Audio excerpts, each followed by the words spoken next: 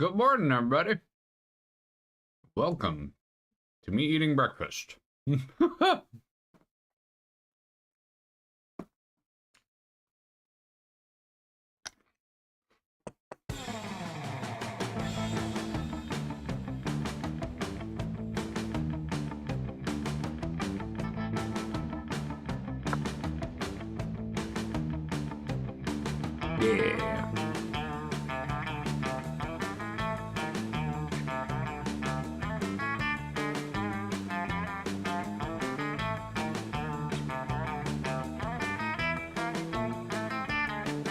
That's a lot of characters.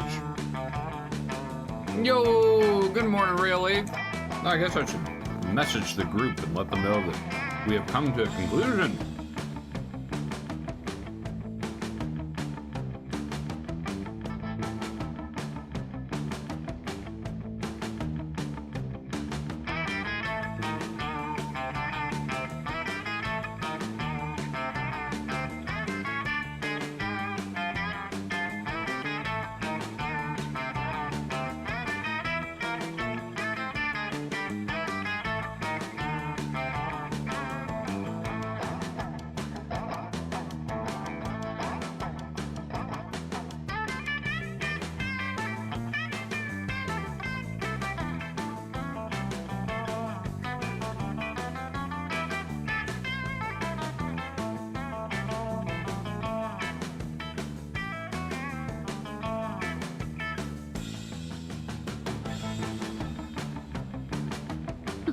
Oh my god, so many typos. Time for, anyway.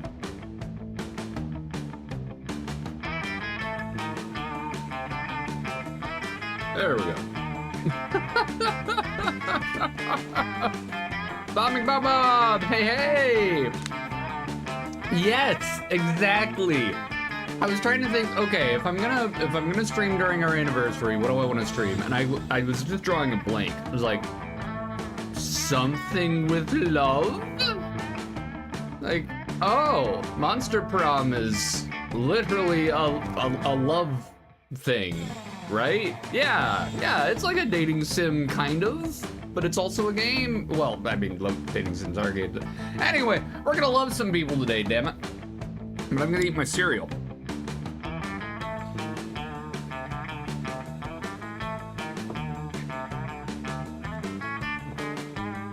It's a competitive dating sim? What?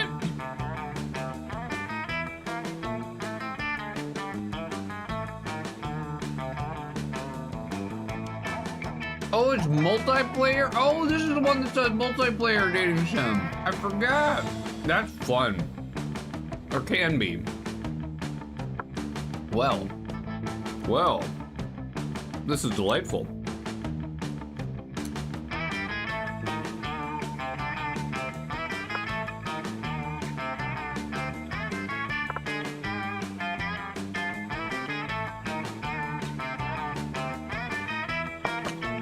Alright, let's get this ball rolling, and I'll eat in between.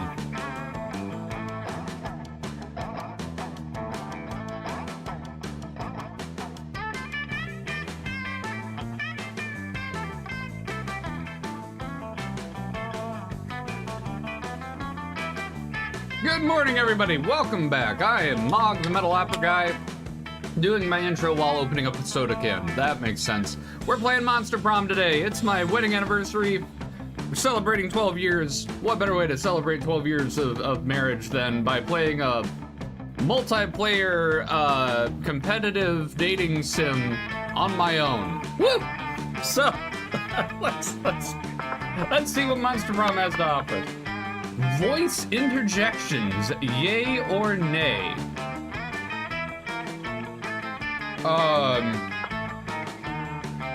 Yeah, let's have voice effects. I mean, I'll make my own sounds anyway, but... Sweet!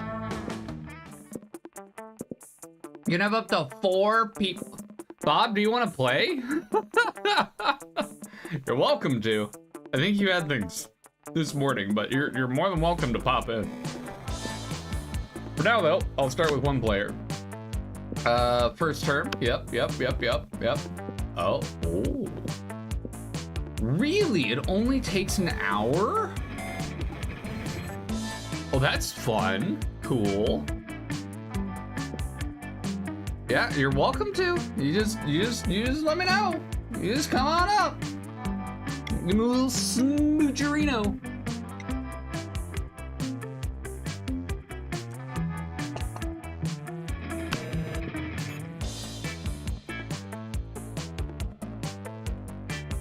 Yeah.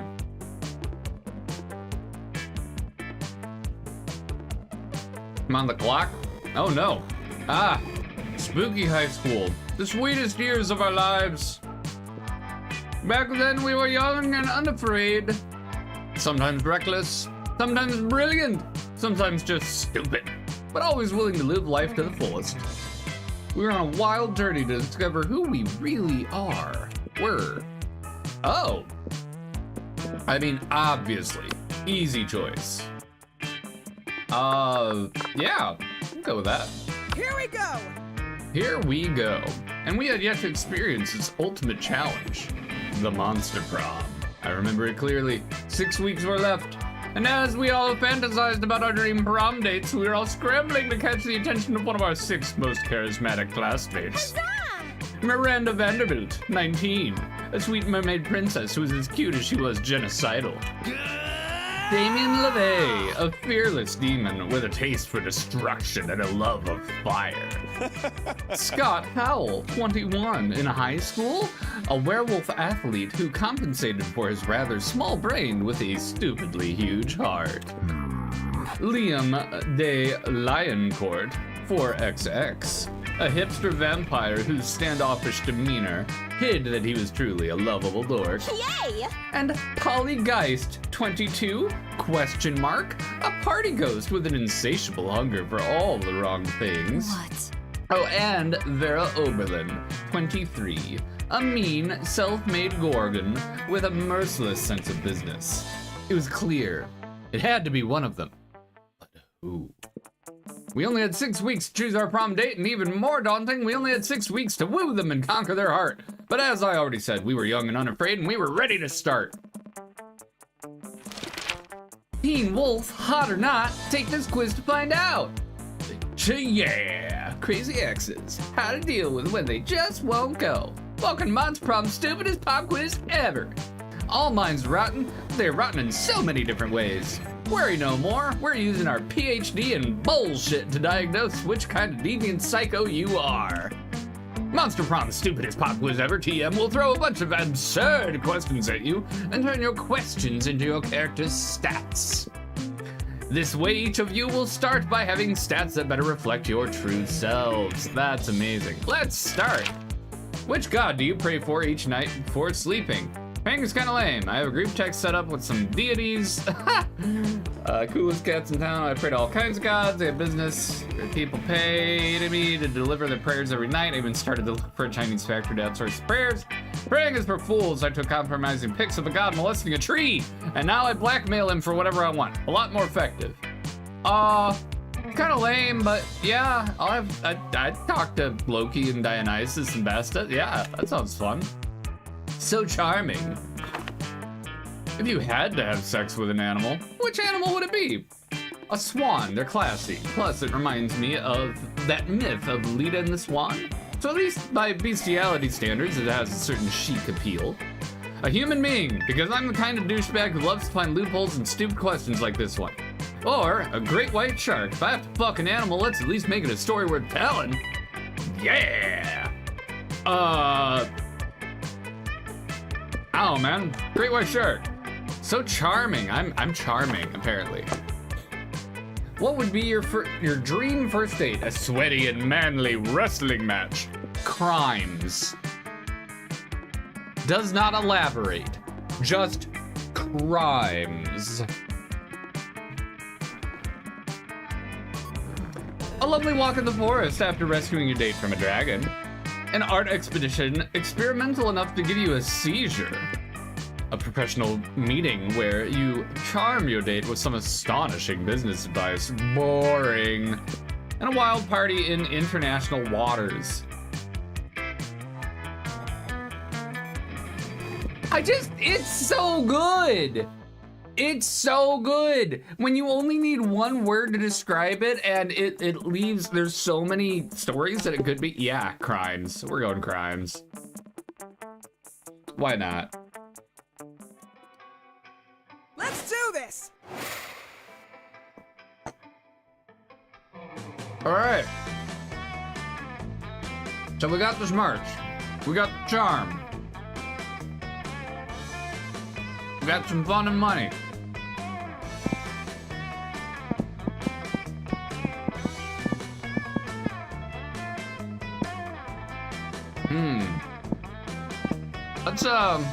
Let's start outdoors. What's going on back there?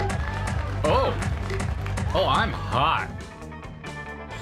That day during recess, you start a half-hour rave that goes full crazy. You have no idea how it escalates so much, but at one point there are like 300 people. Someone summons demons from a nightmare dimension. The consequences might distort the fabric of reality itself, but who cares? It's a rad party. You gain +2 fun. Let's go. Suddenly a chill runs through you as though the very fabric of reality is in danger. Screaming at your surroundings, you quickly discover the reason for the feeling. Polly and Damien are together and they're bored. I love that the narrator has a little face. That's fun.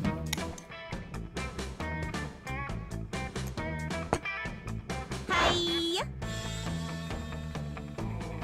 Damien! Damien! Damien! What?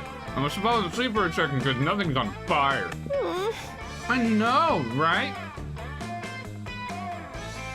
Nothing crazy has happened in at least 47 minutes and I'm dead. I mean, I am literally, actually dead. But I'm also dead because of how bored I am. What if we just... Oh, fuck, I'm so bored I can't even think of something to do not to be bored! No! Help us! Somebody please cause a sexy problem! I am the sexy problem! Break the 7 seals and release Kralik Thule, the world fucker. Or send in the party goblin. This is so good! Amazing. We're like 5 minutes into the game! And we can either send in the world fucker or send in the party goblins. All right, where is Dougman? I need, yeah, right? Hey, or a biscuit. I gotta call out Dougman here on another media platform because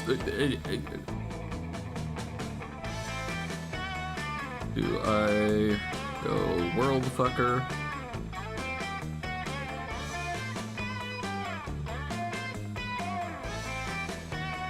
Or party goblins.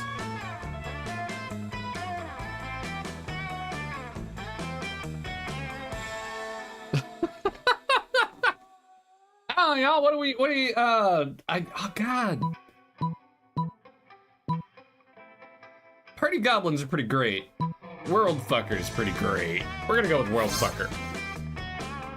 Using an accursed sword someone was stupid enough to give you, you shatter the words separating the world fucker from our world. He emerges into this mortal plane with a noise like a million throats being slit at once, wreathed in bloody vapor. These are the end times that the ancient poets forlornly prophesied. The realm will rot like the maggot-riddled corpse it is. Oh, sick! It's a world fucker come to fuck the world! Yes! Yes! Hey, world fucker, wanna party? Kralik Thule speaks with a voice like a snake eating itself. He says, hell yes. You all head off to a party all night, leaving a trail of flaming red kids in your wake. The world is doomed, but at least it's not boring. You gain +2 fun and +1 boldness. Yeah! Fuck the world. With the world fucker. Let's do this!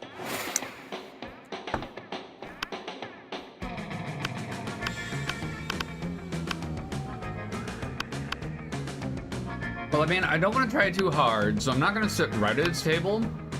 But maybe I'll talk with the ghost girl. But I guess I could sit with him.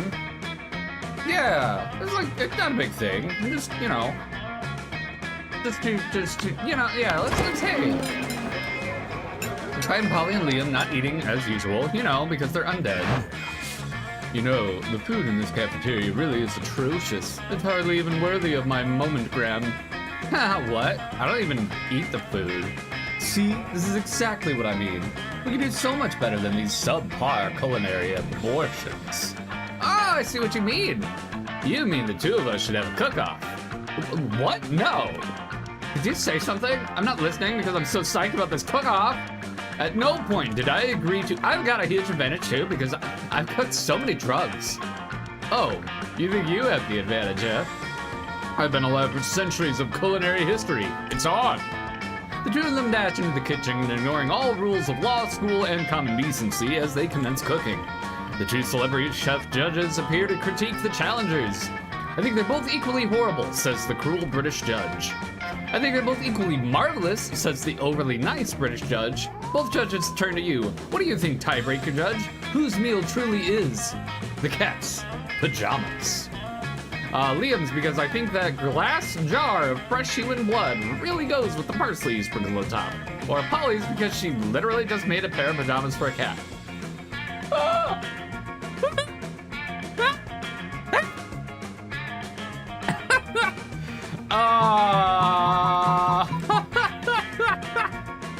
This is so funny. What? Unbelievable. That's not even food. What isn't even food? That pile of yarn you're knitting into that frying pan. It's clearly a set of pajamas for a cat. Oh, is it supposed to be food? Sorry, I forgot what we were doing. Yes, it was supposed to be food, and yours obviously isn't. Oh yeah? Then how come it wasn't a food contest, huh? Well, because... Yeah, that's what I thought. Catch you later. I gotta go find a cat to put these pajamas on. Later you run into Polly again, and she lets you pet her kitty. If you know what we mean. Means you get to pet the cat that she put the pajamas on. What do you think it meant? You degenerates? Horny bonks, all of you. Let's do this. Bonks. Bonks for everyone. Well, there's a little person by the gym, so we should go to the gym, right? Let's do that.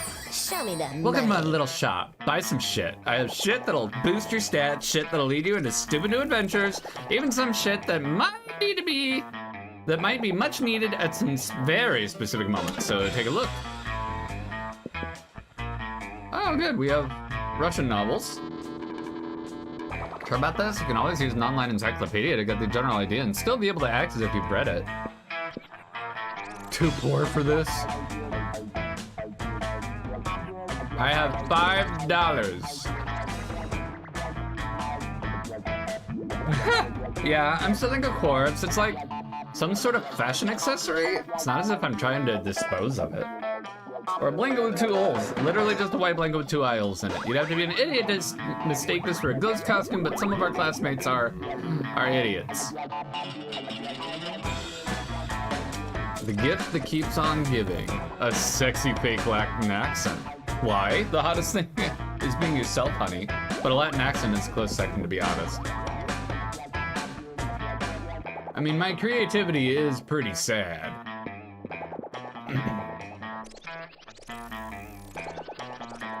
Yeah, let's get some creativity on here. Yeah, happy little accidents. And remember the first rule of Shop Club: no refunds.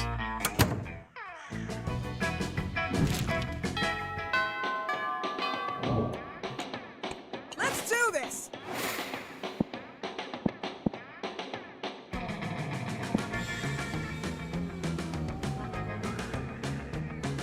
Well, I have no money. Let's go to the auditorium. That day, while rehearsing for the class play, it's as though the muses themselves have descended to give you figurative oral sex. Your performance is intense and inspiring. It will be remembered for generations, which is pretty rad by high school play standards. You gain +2 creativity. Wow! Suddenly I'm a creative bitch. Let's go. Afterwards, you see Polly and Damien eating some delicious-looking cookies. Hey, do you want to buy a cookie to benefit the Agents of Chaos? I'm trying to get my destructive capitalism badge. All proceeds go directly to the uprising of chaos over order, and it's tax deductible. As I was setting fire to a nursing home the other day, I heard a voice echo so loudly in my head that my teeth rattled. It told me of an ancient order, and it was described to me in 1,000 voices. Blood trickled from my ears. And then the voices came. And then the voices came. And then the voices gave me a badge for harassment of the elderly. Classic. And I earned my first badge of being unable and unwilling to stop partying. My goal is to get enough badges to make a bikini out of them and wear it and nothing else everywhere forever. My goal is to get enough badges that Polly makes a bikini out of them and wears it nothing else everywhere forever. It's Polly I wonder what time. badge we should go for next. What hijinks we can get into to earn it. What's crazy and chaotic? Being single and partying forever. Destroy the institution of marriage. Happy anniversary, baby! Chaos is always better with some sensible agony. Replace all the water in the school with swarms of mosquitoes. Now look, we might be, you know, at Monster High and all, but wow, that's... Hey, Bobby Bob, you get to pick. Which one are we doing? Number 1 or number 2? Are we destroying the institution of marriage? Are we filling the school with a swarm of mosquitoes?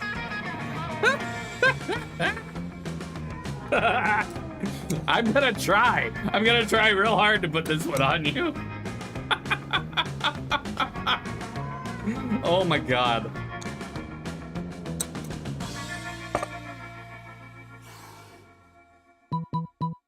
Oh man.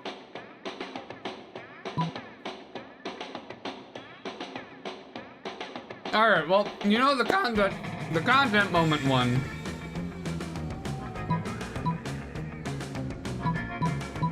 I'm thinking too hard. All right, here.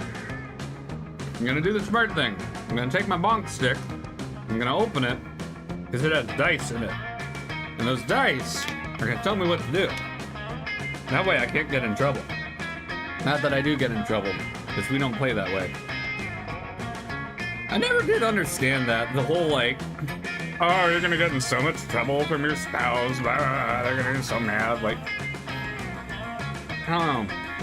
That kind of joking just always feels a little icky. Like, oh, haha, yeah, you made your significant other mad. Or they're gonna get mad at you, like, okay.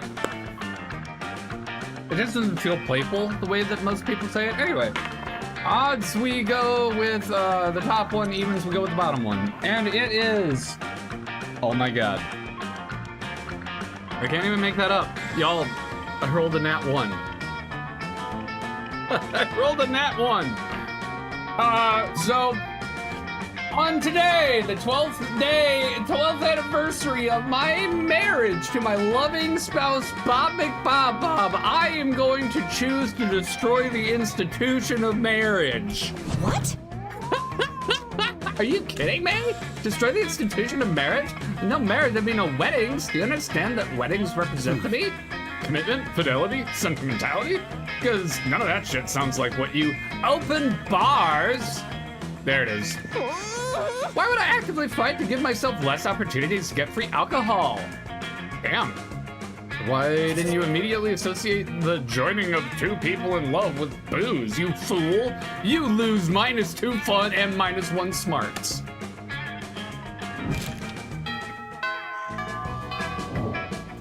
There. Let's do this!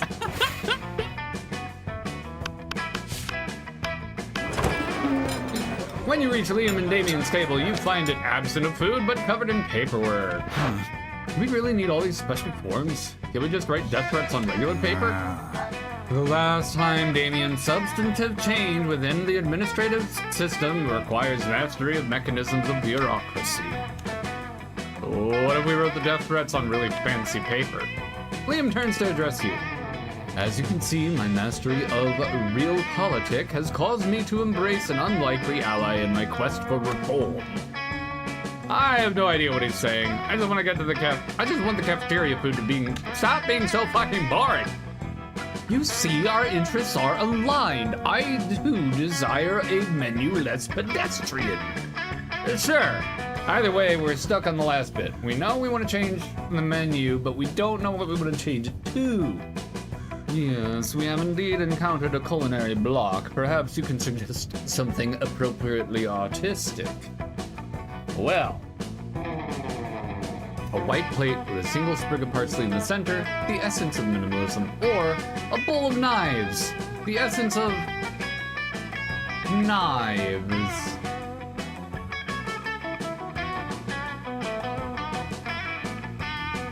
Knives. Knives. Now that's interesting. Knives. Seems a bit didactic. We'll see how didactic it is when I'm stabbing faces with a bowl full of knives. You don't know what didactic means, do you? Nope. But I do know how funny it'll be to watch a bunch of nerds try and finish a knife bowl. Damien's application to add knives to the menu is a success. He starts holding a daily knife-eating contest. There are no winners except Damien, who thinks it's hilarious, and you, who came up with this. Yeah. Let's do this.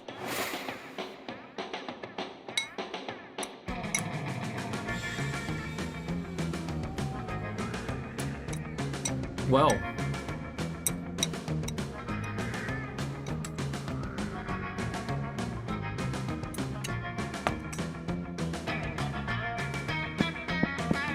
We still have no money. What's going on in the bathrooms? Go for a little smoke. That day you skip class and just hang out in the bathrooms because you respect no authority. I guess some people just want to watch the world burn by skipping class and hanging out in the bathrooms. You give +0 shits, but you gain +2 boldness. You're just getting ready to leave when you get a text from Polly. Hey, baby, let's party. How can you refuse such a formal missive? You track her down immediately. Hey, you just got my text? That's good. Because I need some help brainstorming. I don't know why she's... Well, yeah, I do. Anyway. Ooh. Anyway. Oh, the little Jekyll and Hyde in the bottom corner. That's cute.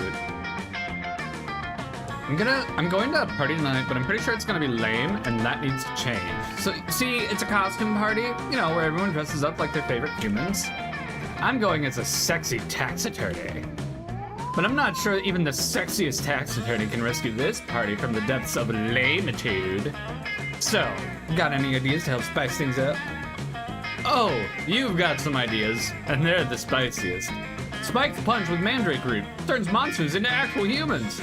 Okay, you go as sexy sax attorney, I'll go as sexy tax evader.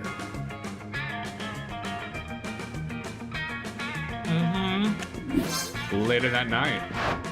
Halt, tax evader! Polly cracks her standard issue tax attorney whip, knocking over a stack of solo cups and upturning the punch bowl. You stand accused of violating Article 69 of the Tax Penal Code. The fine is $1,000 human dollars, payable in spankings. You're more than happy to do the time for your delinquency. The rest of the partygoers get into the spirit, and soon they're all confessing to unpaid taxes. Paying for your crimes never felt so good! You gain +2 fun and +1 charm. I don't remember high school being this fun. Let's do this. But then I wasn't that cool. Alright. We could use a little help on our smarts. Let's maybe hit the library. That day, spend some time on the library's PCs, mining some bitcoins. It's supposed to have something to do with solving algorithms and the rise of cryptocurrency, but you guys know nobody actually has any fucking idea how it really works. Yeah, anyway, you gain +2 bitcoins, which equal to +2 million dollars, which unfortunately is equal to 2 monster dollars, so +2 money. Woo! You notice Polly staring at an open text document deep in thought. You tap on her shoulder and ask her why she's staring at a list of hard drugs and sex positions. Polly! It's my resume. But I don't think it's finished yet. The school guidance counselor said this probably won't get me a summer job at the pharmaceutical company, at least not without some prior work experience. And apparently doing a lot of drugs doesn't count as work experience. That's okay though. I gotta do like the pros and like lie about my past. If only I could think of a good lie. Help me out here. Should I say on my resume to make sure they hire me? Past work experience. I'm the CEO of your company. Hire me or I will fire you. Just include a super hot selfie. How did they say no to that face? I mean, true. I could see Polly going for either of these, honestly.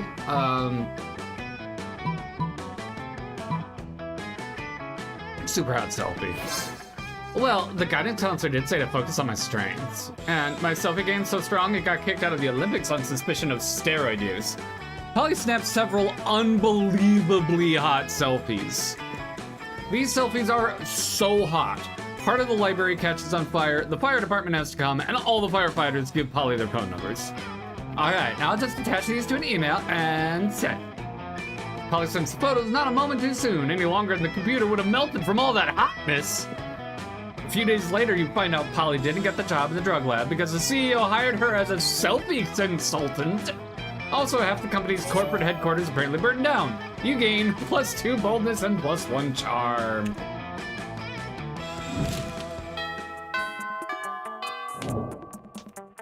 Let's do this! You know, we may not have raised our smarts, but our smarts and boldness together are very nice right now. You know, I know we rolled for what's his fosh, but Polly kind of kicks ass. Like, he's just all death and destruction. She's just fun. Find Polly and Scott huddled at your chosen table. If these two are together, it can only mean one thing. Prank Masters! I hereby call this meeting of the Prank Masters to order.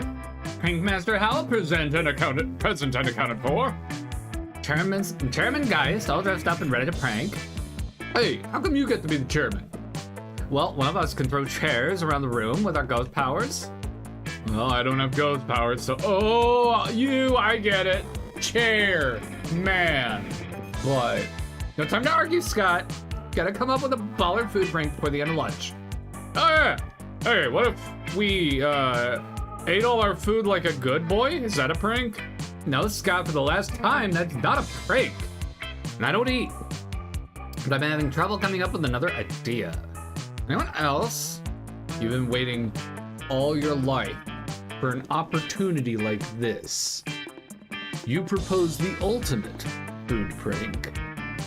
Eat everybody else's food like a good boy.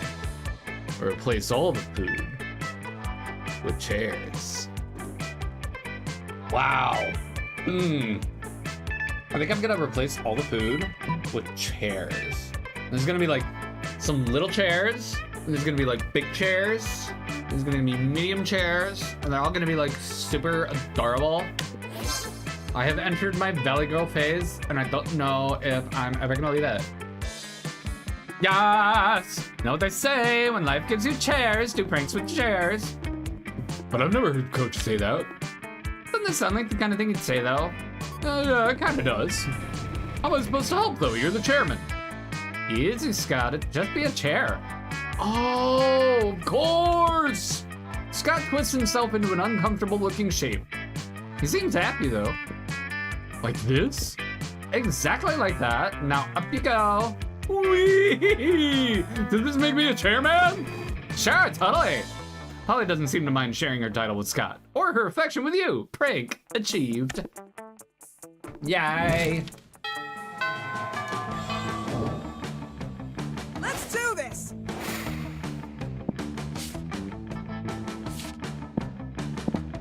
Okay, well,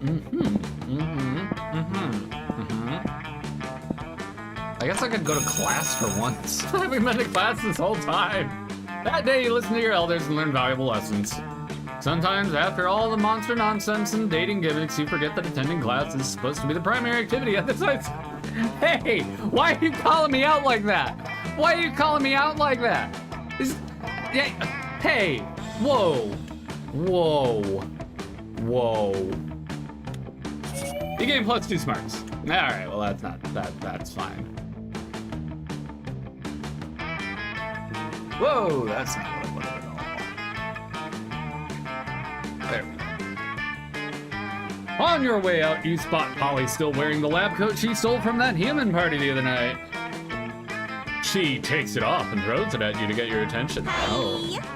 Yo, yo, yo, that human party convinced me I want to be a scientist. Not just any kind, a party scientist. What's a party scientist, you ask? Why, just a scientist who's dedicated to discovering the secret to the raddest party.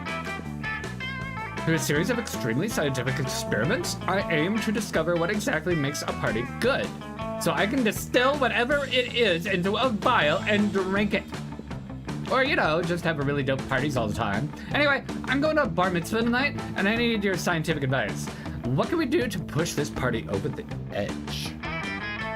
The electric slide, but with actual electricity.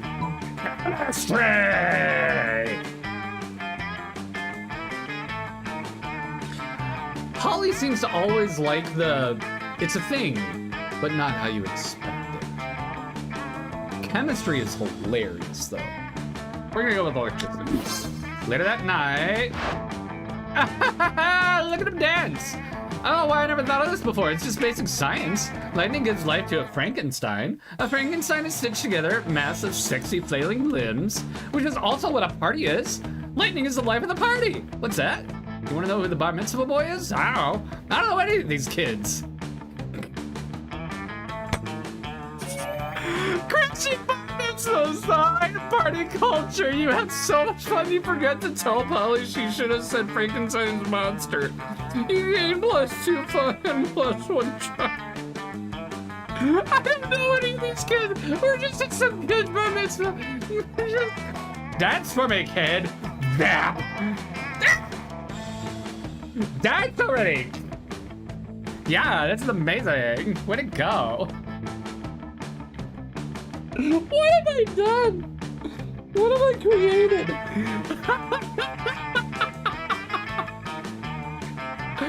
Oh no, and I'm sober even. I'm not even high and oh, this is good.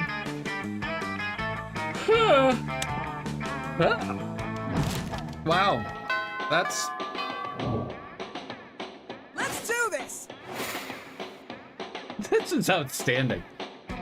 Right, well, where have we not been yet? We've been to the library, we've been to class once, been outdoors, been to the... We haven't been to the gym yet. Let's go to the gym. Yeah, look how cool we are. That day an epic dodgeball match takes place. Damn, this character's so fucking cool. Everything seems lost, but you deliver an inspirational speech that fuels your team's spirit, leading to a spectacular comeback. You're clearly a natural-born leader. You gain +2 charm.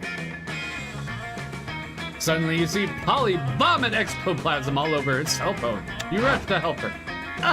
I just got my 97th hey as an opening line on a horny dating app TM. I just had to puke out of pure boredom. Hey, what am I supposed to do with hey? Whatever happened to reaching out to someone with a fierce dick pic?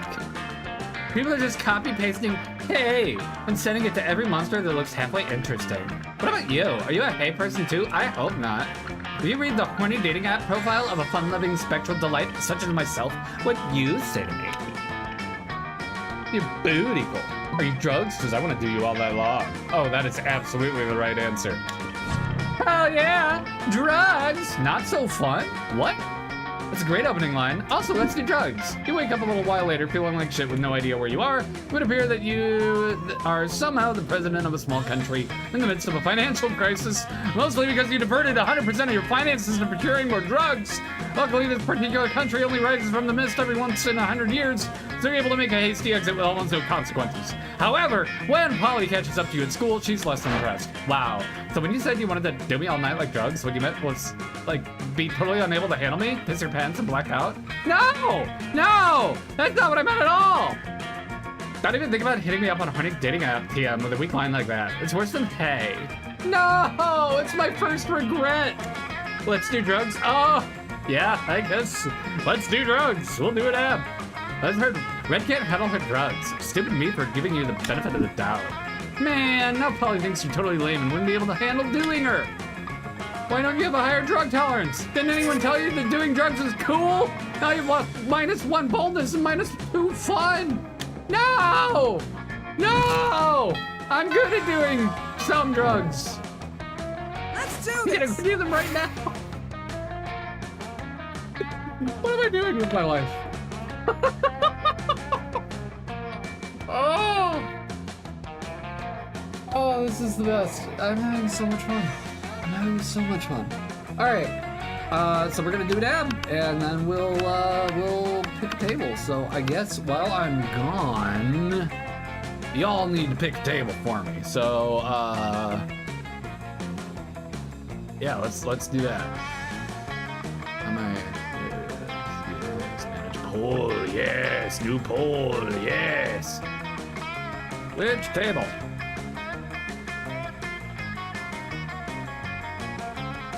So we got top left, we got top right, we got middle, we got bottom right, and we got bottom left.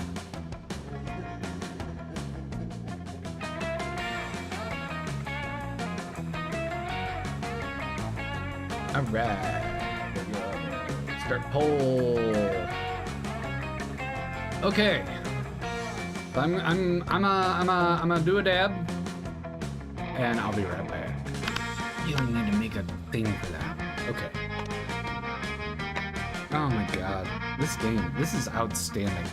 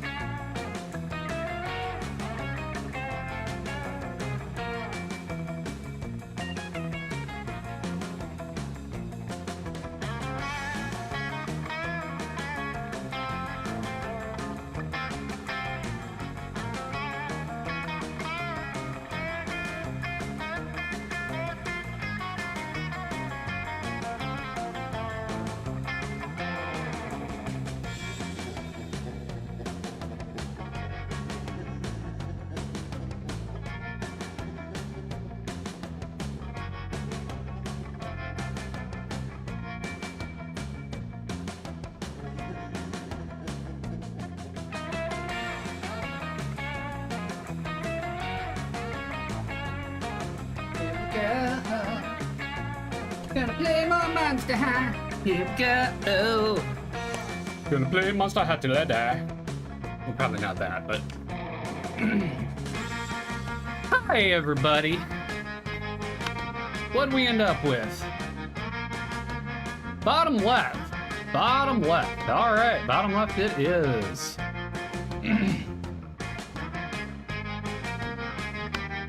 Today's high is brought to you by Cresco's Flan line. Unofficially, because I don't have a sponsorship with anybody. I just picked this up yesterday from the local dispensary. I'd not heard of this particular strain before, but when I looked it up on Leafly, and I'm gonna do it right now to give you the actual description, because it sounded amazing. Like I gotta go get that while they have it. Cresco generally is a manufacturer isn't the right word, but they're one of the companies that makes the concentrates. Their stuff is usually the good stuff. It's usually the expensive stuff. Everything's on sale this weekend at my local dispensary. It's 25% off, which is outstanding. I got myself a dry herb vape, which I am loving. Oh my god, it's so good. It's instead of burning flower, it vaporizes it. It's I could go on about it for a while, but I won't right now. Flan. This particular strain is a hybrid genetic cross between Mochi and Dosidos, neither of which I've had previously. It's 50% sativa and 50% indica, which is like that's what I want in a hybrid. I can get into those specifics if people want. I'll avoid that for now though. Creamy and gassy strain with sweet and earthy aroma, hints of berry, balanced high that's both relaxing and uplifting. It's heavy THC, making it ideal choice for experienced users. Consumers, it says, effects include feeling focused, giggly, and euphoric. Medical patients often choose Flan when dealing with symptoms associated with stress, pain, and anxiety. Yada yada yada. Flavors, that doesn't really matter. Flan is rare and exclusive strain. It's not widely available, so if you find it locally, don't hesitate to try it. It's really good. And then when I went down to the reviews, hands down one of the best hybrids in the world. I had countless strains throughout my life and would judge this first place for hybrids. Epic, impossible not to enjoy. It's like, okay, yeah, I got it. While it's on sale for, I think it was $67 for the 2 gram. And it's usually 100. Like, oh, hell yeah. Anyway. Yeah, exactly.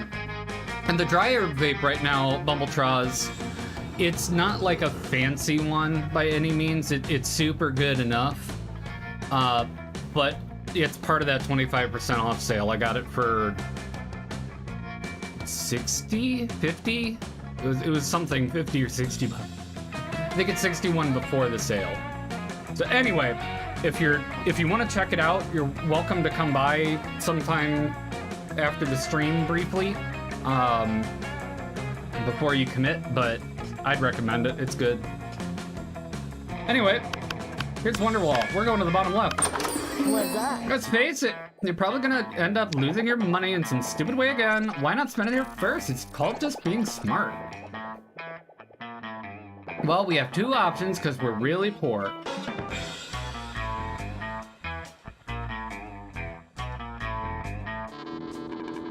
No. No refunds.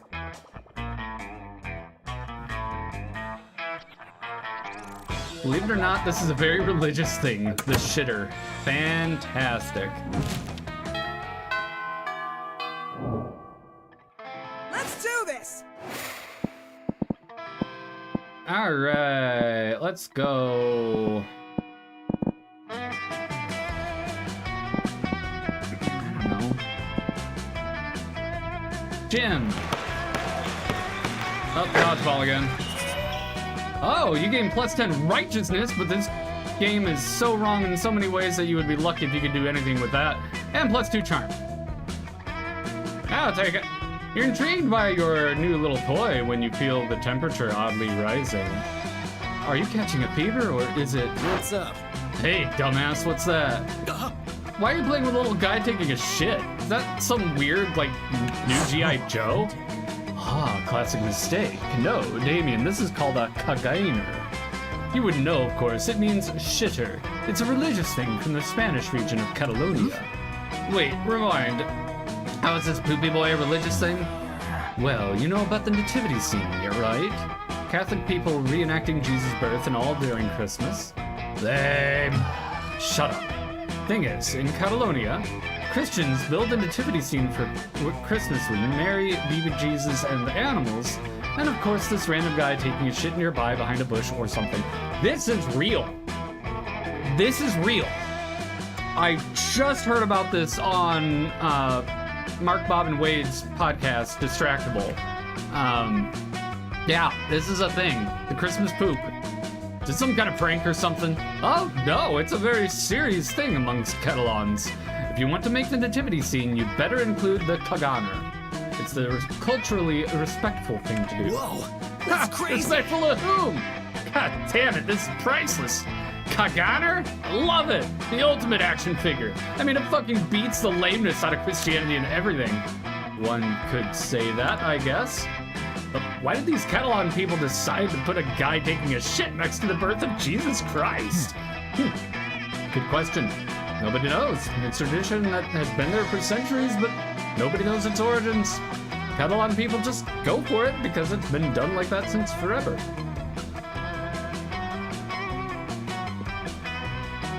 Nobody knows why they put this shitter next to Jesus, and yet they've done it for centuries? I must know. The intrigue is killing me! Wow, it really looks as if it was about to kill him by giving him a seizure. Maybe you can help solve the mystery. Catch a real shitter and interrogate them about it. Get into the mind of the shitter by reenacting the scene. You know, with our creativity, I believe we can make that happen.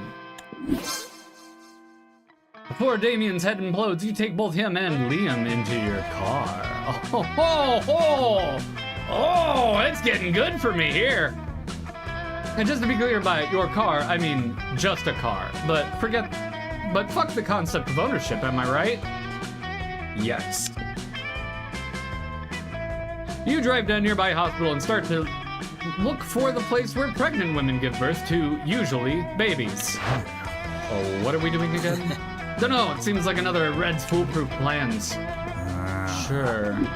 You finally find a room with someone giving birth to a new someone, but a nurse blocks you from entering. You tell her you want to go in for totally legitimate reasons, and really sell it by assuring her you absolutely won't be taking a shit in there. The nurse thinks and then replies, well, not taking a shit is one of the things we appreciate from people inside hospital rooms. You make a point. Whoa, lucky for you, there's not only a woman giving birth next to a baby and giving birth to a baby in that room, but also an oddly placed bush just next to them. Who would have guessed? The woman is in the middle of labor, but you can see your presence is not calming her at all. Shh, relax, we're here because of science. We are not. Damien ignores Liam and focuses on relaxing the soon-to-be mother by patting her gently on the head and giving what you guess is his best attempt at small talk. So, having a baby, huh? I can relate. I mean, I was once a baby too, you know. What about you? Did you used to be a baby too? The woman is very confused, but at least she's not staring at you now, which gives you some sense of intimacy to start pooping in the bush while looking at her during labor. You know what? I refuse to describe this scene. You're the worst nightmare of any narrator, really. So flash forward, you three are grabbing a bite in the hospital cafeteria. That was very unnecessary. Liam, shut up! It's the miracle of life. Plus a rando taking a shit nearby, which probably is not the miracle of life. Maybe the byproduct of it? Who knows? Anyway, Red, I can't with the suspense. Have you cracked the mystery of the Kagainer? What came to mind while reenacting the whole thing? You reveal it was just plain weird. Well, not plain weird, more like over-the-top weird. That's a shame. It's not your fault. Your plan was brilliant. You're like the ultimate mastermind or something. But this seems to be the fucking mother of all mysteries. I think we have a long way ahead. Get ready to buy some snacks. Okay, I love Zerdistus here. I feel I will regret following you two into this. Yeah, you bet you will, Liam. Yay, you win +2 smarts for witnessing the miracle of life and +1 fun for taking such a good poop while you were at it.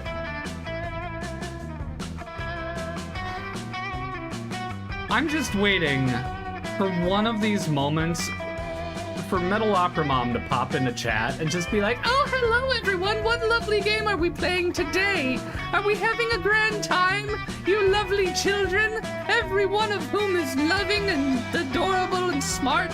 And I'm just like, I took a shit while watching a baby get made.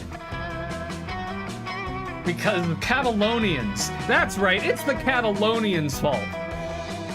And if any of you are from Catalan, that's pretty cool. Because without you and this tradition, I wouldn't be playing this game, having this conversation today in 2024 on my 12th wedding anniversary. So thank you, Catalonians, for making me talk about a pooping man. Moving on. Oh my god. This game. Right? I did know that actually. Fun fact, women frequently poop while giving birth. You know, it's a shitty situation. I will see myself out. Right, so, where? Class again. We haven't gone to class in the morning yet. That day the teacher is just tired of teaching, so she recurs to the classic technique of not giving a shit and putting on some kind of historical TV show for you to watch. What you don't expect is that it's super effective. God bless the golden era of television. The TV show is compelling thanks to the ridiculous amount of nudity and bloodshed, but at the same time, you actually learn a lot about history. You gain +2 smarts. Yeah, later you see that Holly is even more excited than usual, and you decide to see what's going on. Yep. You know, I've been doing a lot of soul searching recently. I get it. And I think I finally figured it out. Who I really am, I mean. My soul emoji. The emoji that just speaks to the truth of my soul. I think a lot of people would say that I'm like the winking ghost emoji, or the paella emoji. But those are just who I am on the outside, you know. My real soul emoji is the pink heart with a blue arrow through it. Like, I'm sweet, right? But I've also got a dark side. That's an arrow through the heart. That's how I was killed. What about you? What's your soul emoji? My soul emoji is pink heart with a ribbon around it, because it's just right next to yours in the selection menu. My soul emoji is air horn, loud and proud and big into hip hop.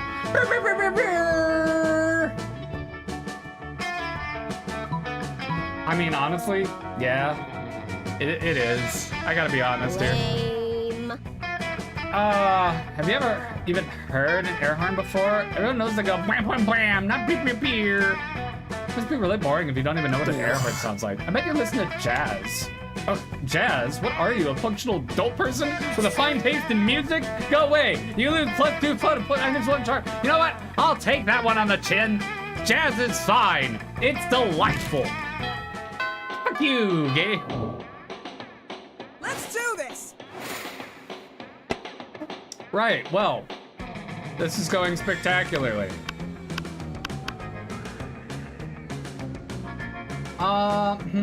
Well, as usual, Miranda sits before her immaculate array of carefully arranged silverware. Damien, predictably, is examining her biggest knife. So, this is someone for killing people, right? Disgraceful. Oh, what? Good heavens, no! This is the butter dagger. It would be unseemly to use it on meat. So, what then? I'm supposed to use this scrawny-looking knife to kill a dude? No. If you simply must kill someone mid-meal, it is customary to use the fish knife. This is merfolk court silverware, after all. That tiny thing? Might as well wait for my victim to die of old age. That is usually how it's done in my kingdom, yes. That or poison. This is ridiculous. Yo, you there. Which knife would you use to kill a guy? And don't say the fish knife. The fish knife. A spoon. What, you need blades to kill people? Holy shit, that's so much more metal. Why didn't I think of that? I guess, when the only tool you have is a knife, if a problem looks like a problem, you should stab with a knife. Thank you for opening my eyes to the world of silverware-related murder. But which spoon? This is very important. Do you mean the teaspoon? Or the dessert spoon? Or perhaps the caviar spoon? No, none are appropriate. What about this spoon here, the one with the jagged edges on it? Oh, you mean the murder spoon? Oh, of course not, that's for hard-boiled eggs. Damien nods thoughtfully, but pockets the spoon when Miranda's not looking. Looks like this school's about to get a lot messier. Yeah! Yeah! Let's do this! Oh god, this is great.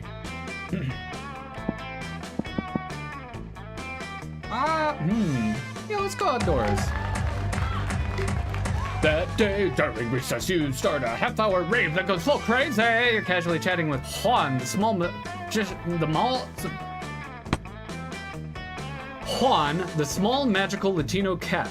You start telling him that hilarious story of what happened last summer at Monster Camp. You know the one, that one involving the beehive, the blow-up doll of the president, the penguin mask, and the mystery of the Goblin King. Slowly, lots of people start joining you to hear the story, but by the time you say who the Goblin King was, 100 people or so burst into hysterical laughter. You turn on a mobile app that captures all the laughter and turns it into +2 fun.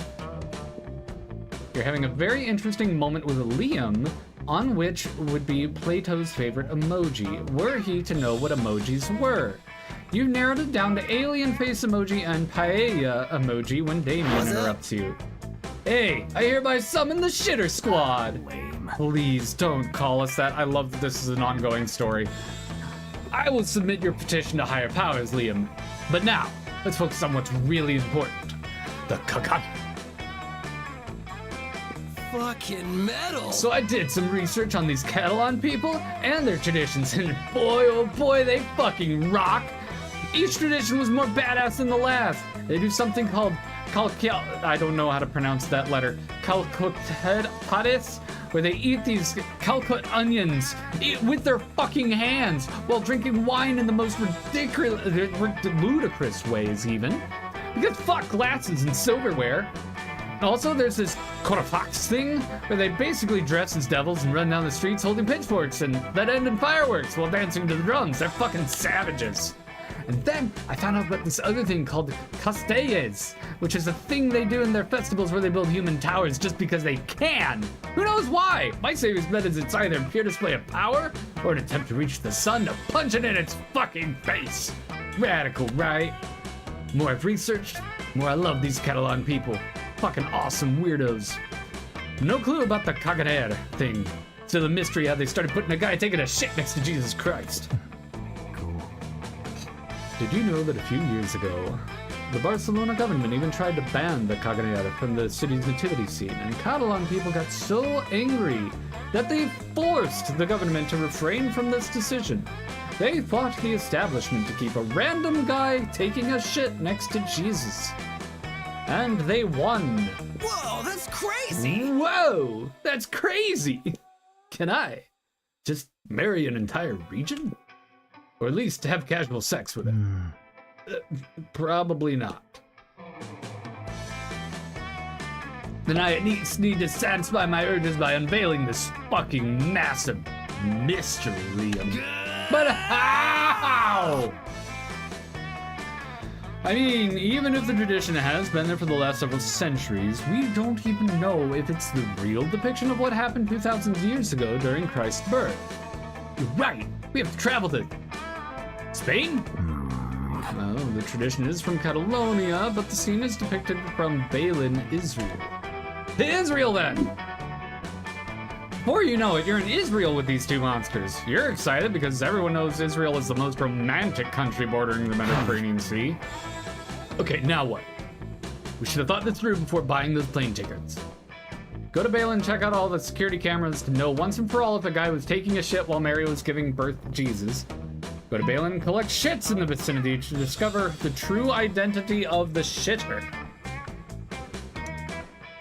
Metal Opera Mom, good morning. It happened. You came in at such a wonderful time. Hi. It's delightful to have you, my dearest mother, my loving parent who birthed me all these 37 years ago. On the 12th anniversary today of my marriage to my loving spouse, Bob McBob Bob. We're playing a visual novel that's a very irrespectful.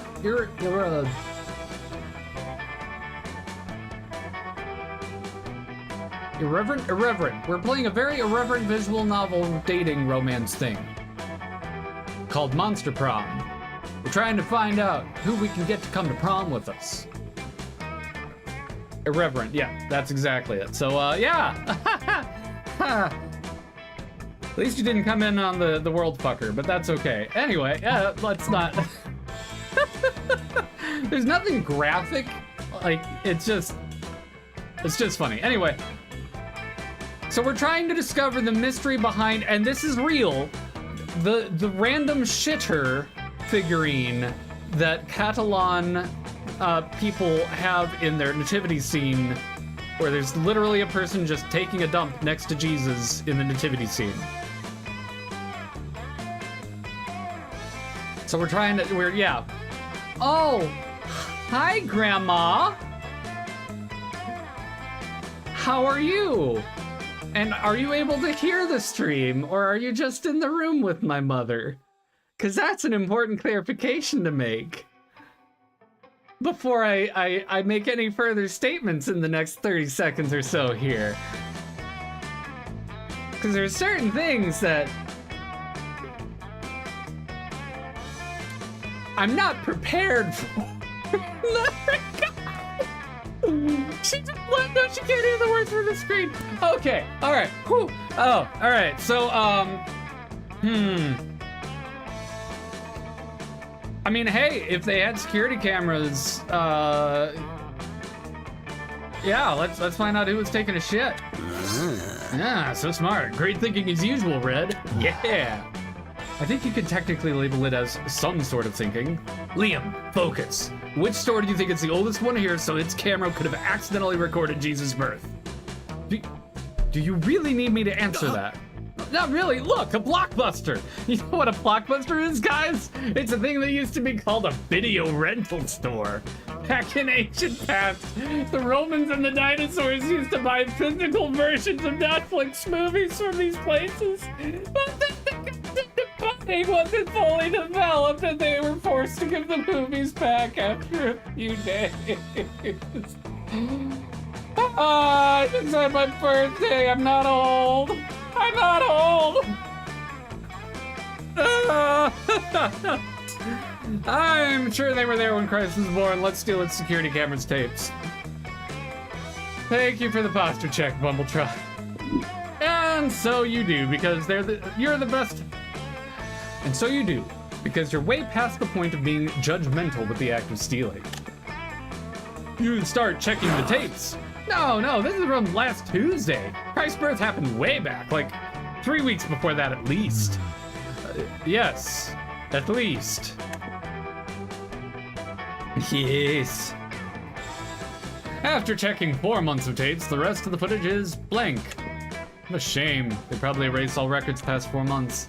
That's what they want us to believe, Liam. What I believe is that they're trying to hide something from us. Something that might or might not have happened 4 months ago when Jesus was born. I don't even know where to start. Red! Me neither. Ha! Red, you've been a student as always. But whoever's keeping the Kaganer secret from us seems to be 2 steps ahead of us. For now. Can we go back to school?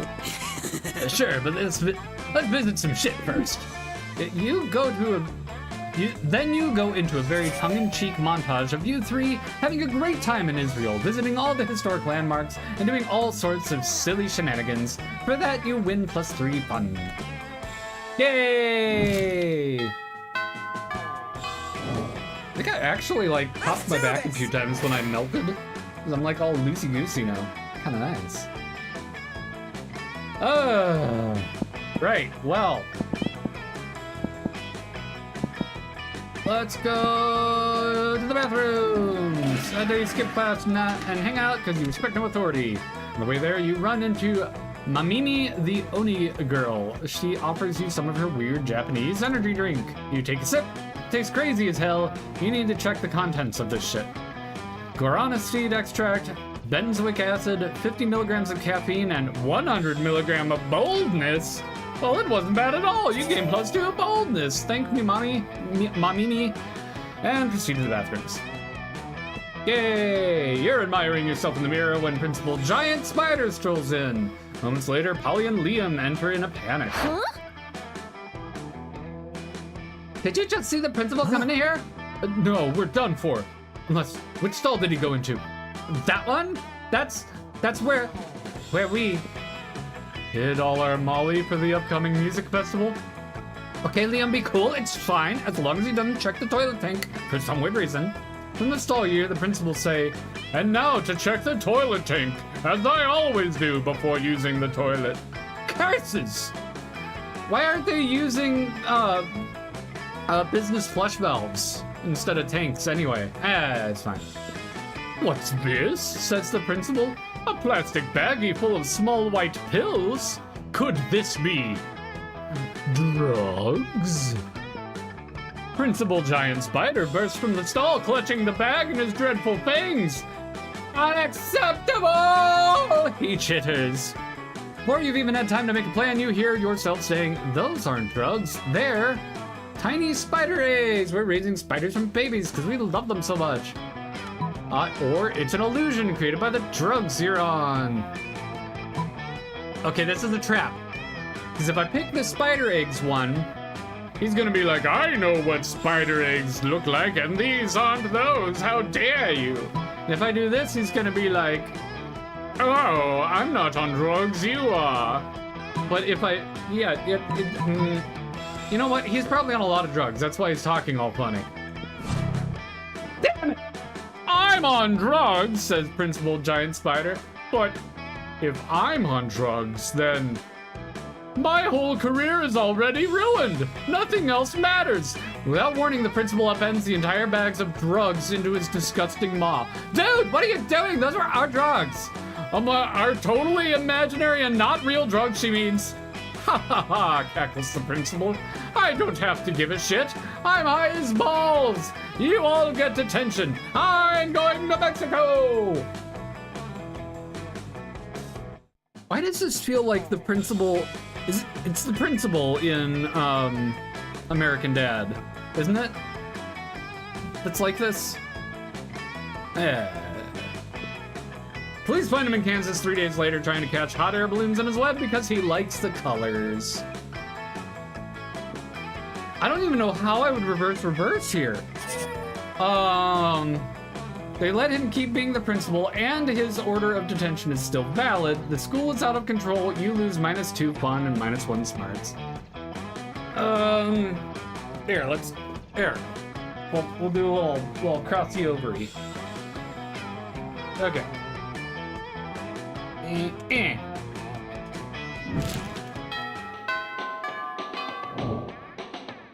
Let's do this! Let's do this! Okay, where we want to go? Want me to go backward and choose the spider egg thing? Oh, metal outer mom, that's sweet. My mom wanted me to save Scum, everybody. That's the best. Can I save Scum? I can't. That's delightful. Oh, you're pretty, and we haven't talked to you at all. But I'm pursuing you. But you're pretty, and I haven't talked to you. Oh, I'll talk to you the next one. Yeah. All right. You sit down there, enjoy a nice normal meal at the spooky eye cafeteria as usual. Well, just kidding. Something's fucked up and going on here, and today is nothing different. Oh, hello, Red. You want to come and sit with us and our imaginary friend? No one else is here. Their imaginary friend roars and the whole cafeteria shrieks. Okay, Red, you have some smarts. Probably gonna figure this out pretty quickly.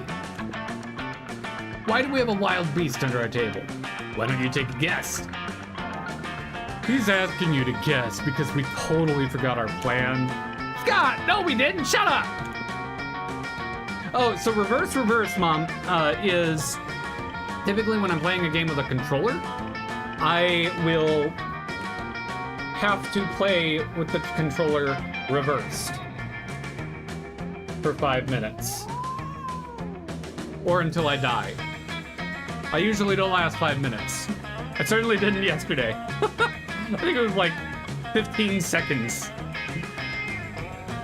But there was one epic moment that I have saved on Twitch in my collection, playing Resident Evil 4, where I think it was Rail Lath redeemed a reverse right before Del Lago, which is a giant monster fish in a lake, and I got past it with the reverse somehow. Yeah, or you inverted my mouse axis for a few minutes. Yeah. All right. We were gonna teach the piano, or maybe the saxophone. I lost my notes. No worries, no notes needed. You know exactly what they should do with this wild beast. The wild beast should be the new school mascot. Put him in a sports jersey and let's rock. Go team! Or it's obvious you brought... Pardon me. Yeah, it's obvious you brought such a beast to the kitchen. Turn it into the next Monster Chef champion so you can split the big Monster Chef's cash prize. Aw, he's blushing. It's cute. What a kick-ass idea! Which was obviously ours. You're right, that was our idea. Hooray! We're geniuses! And I have just what we need here. Training montage music! Suddenly start a training montage in which the three of you try to teach cooking to the wild beast. You suck at it because you're not big chefs yourselves. And also because it's a wild beast. And it keeps on devouring people and wreaking havoc. But it is quite an epic training montage. Afterwards, you're all sitting excited in front of a portable TV. The Monster Chef show is about to start. You're holding cute supportive signs, and you even got yourself a custom-made t-shirt of the wild beast. Whoa, this is a big day. Also, how is it that we trained the wild beast and it's now on the show if it's still noon and cafeteria time hasn't ended? Shh, Scott, time works in mysterious ways when it comes to training montages. Okay, boys. I only hope it isn't a souffle challenge. We know the wild beast isn't good at souffles. The wild beast isn't good at anything outside from devouring people and wreaking havoc. You quietly watch the show. The challenge is Beef Wellington. Fuck yeah, no souffle. Not so surprisingly, once the challenge begins, the wild beast just starts to devour the other contestants and destroys the show's set. You see the judges screaming, "How the fuck let a wild beast enter the competition?" The wild beast is disqualified. Well, I guess that's it. We might not have won the cash prize, but we won the most valuable of prizes. Prize of laughing at our wild beast fucking up everything on Monster Chef set, which is a memory that we'll cherish forever. Is Damien ready to cherish memories that include you? Wowee! Wowee! Golly! Let's do this! Alright.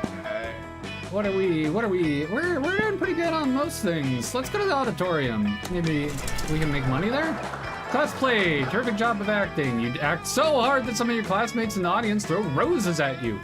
7 roses, to be exact. Damn. Roses aren't a valid currency or stat in this game. Anyway, you check your converter app to see if you can translate this into something more useful. Seems 7 roses equals 2 creativity points. Sweet! You gain +2 creativity. Later that day, Damien invites Liam and you to his house. Looks as if he hasn't eaten in the last 2 days. Guys, I haven't eaten in the last 2 days. I can't with this. This cagadera thing is driving me crazy.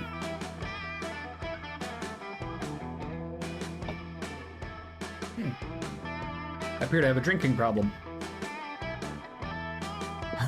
I kind of see it. You know what they say? When you have a wall covered in pictures and newspaper articles connected by thread, you can tell your obsession is becoming unhealthy. Who said that? Probably one of them. Let me write that on a post-it, put in my cognitive conspiracy board. Yeah, what an okay thing to have. I've gone to all kinds of websites looking for information. I've registered on some cognitive conspiracy forums. God bless the internet.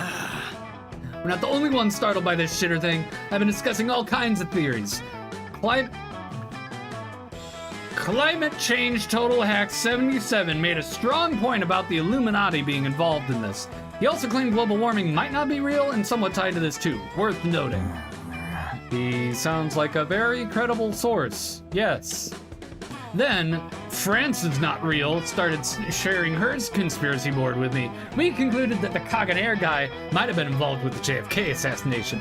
Finally, Chemtrails Baron was kind of useless on the Caganer thing, but he gave me some sick tips to build my own fashionable tinfoil hat.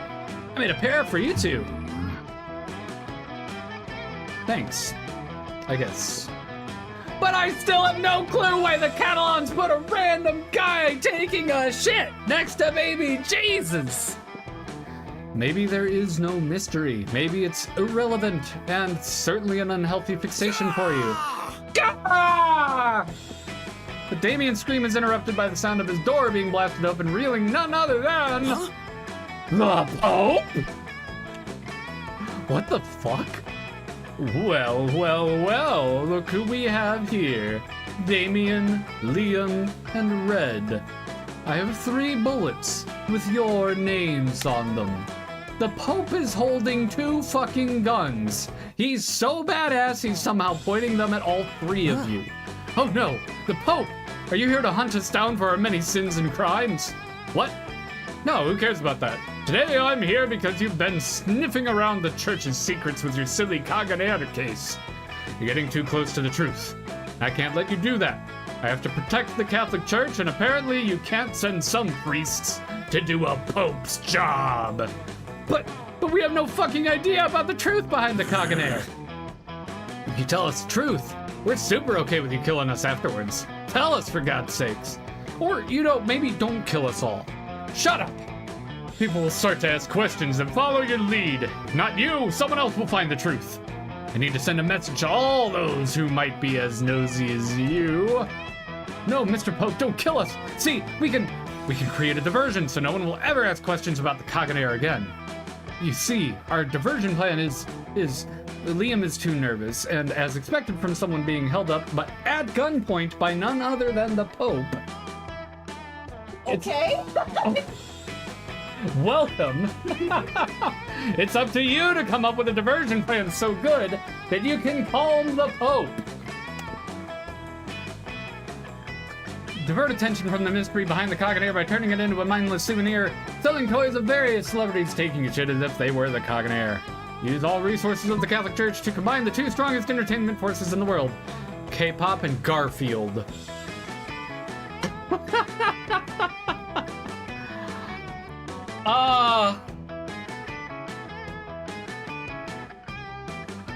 Yeah, K-pop and Garfield. I mean, the Pope looks at you in silence.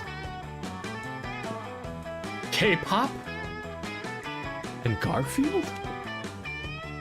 Yes? Are you some kind of genius? K-pop and Garfield? How come no one's thought of this before? I can't find a reason for that, Mr. Pope. Of course, the Catholic Church has used Garfield many times before to divert the attention of the masses from our secrets and various atrocities. It worked miracles when trying to make people forget about the Inquisition and all that stuff. Everybody loves Garfield! Everybody does indeed. But I mean, mixing it with K-pop. It's like the nuclear bomb of diversion. People will never ask a question about anything again. Need to leave, boys. This new craze won't happen by itself. And this Red, she sure is a mastermind. Keep her around. She's what we would call in the Catholic Church PROM material. The Pope leaves. That was close. Turns out you were right this whole time, Damien. Perhaps we were flying too close to the sun, and we didn't get to punch it. But one day I will unveil the mystery behind this fucking awesome Kaganair. Who knows, maybe one day we will. 2 days later, you see media talking about the latest hit by K-pop super band BTS, covering none other than Garfield. The song is called We Love Lasagna and not asking questions about the Kaganair. And it becomes incredibly popular. Later that week, you receive an envelope from the Pope with +3 money to reward you for your idea. Sweet. And if we remember, that equates to $3 million money dollars in real human money. Oh my god. That was so much. Low-key theory, this whole video game subplot exists because the game author doesn't know, can't figure out, and wants to use the resources of their fans to help them discover the truth. You know, Troz, I'm here for it. That's the kind of conspiracy I love. Oh man. Brief little just anxious moment, and I'm not gonna take a lot of time for it. I hope the voice acting is at least tolerable. I'm having a fun time with this. I might have to dial it back a bit. I am doing a number on my throat right now. But who are we gonna ask to prom? Will we ask none of them and go with myself, Liam, the sexy dorky vampire, Miranda, the merfolk lady, Vera, we didn't meet her, Scott, ooh, Polly, oh my god, she is pretty amazing, or Damien. Oh, I'm gonna ask Damien. I've been going for him the whole time. Yo! Ask Damien to the prom? Yeah! Let's do this! Let's do this. In the end, we didn't get to crack the code of the Kaganair. We got the first secret ending. Some things are better if they stay a mystery, Damien. I guess. Okay, let me give you a nondescript winter holiday present in the form of a new Catalan tradition for you to know. Another one? Rad! Fuck yeah! Although I find it hard to believe it'll be better than the Kaganair. Be sure. Let me tell you about the Kagatio, or the shitting log.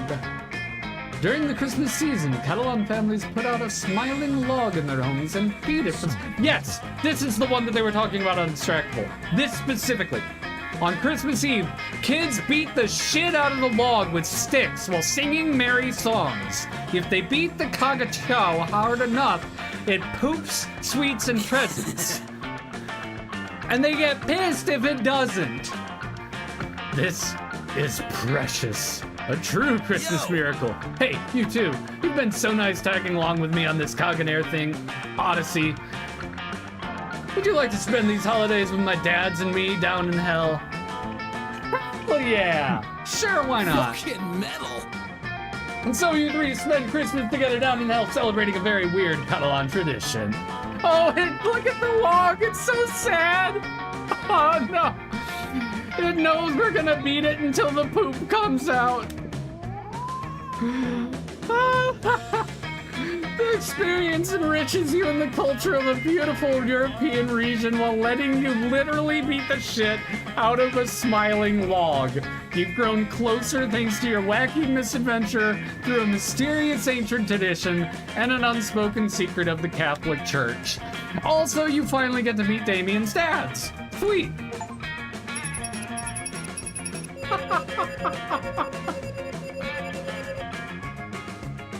Oh my god.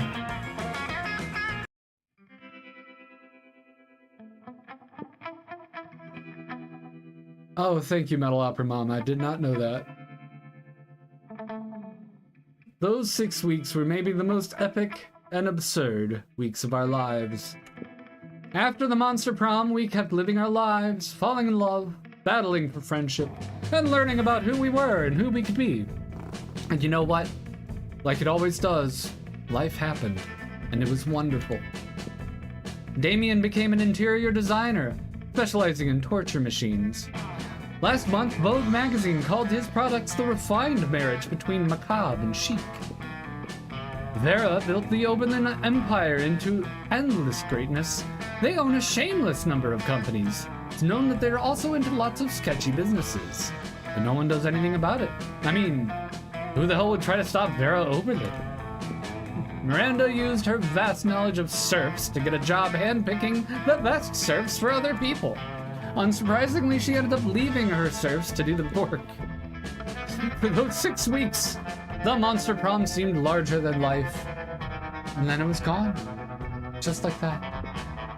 The battle for Monster Prom might have ended then, but there were certainly many of battles left in the war called youth. But once again, we were young and unafraid, and we were ready to start. What if I told you that the world was gonna end and you had 15 minutes to spend with me or your friends? Would you take the first bus over to my house, or would you take the last plane over the West Coast? See, it's times like these with the change of heart, it was over and done. Well, that's fun as hell.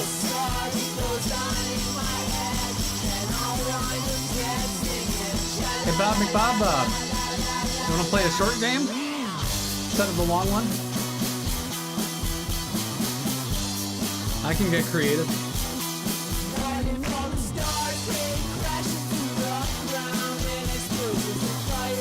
Entrevue. Welcome. Yeah, that'd be great. I need to figure out how to get you on, but I think I can do that relatively quickly.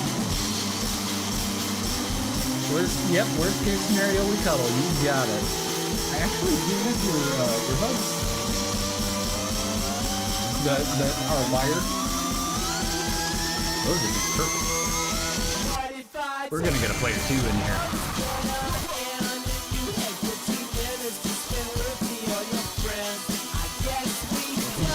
Yeah.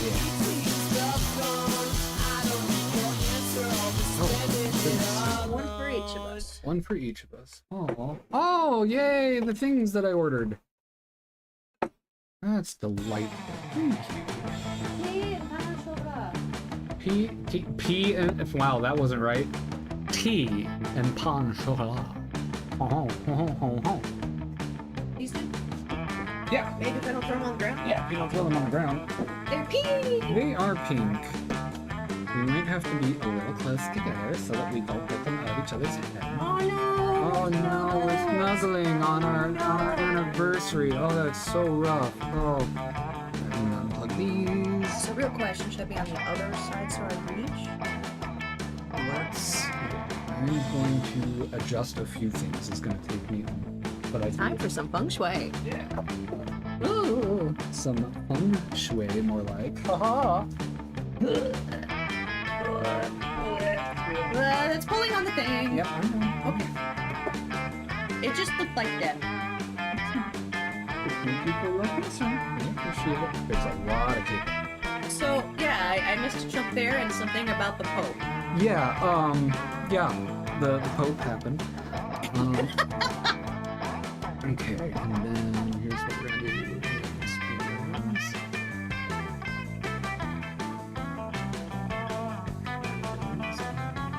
Duplicate those.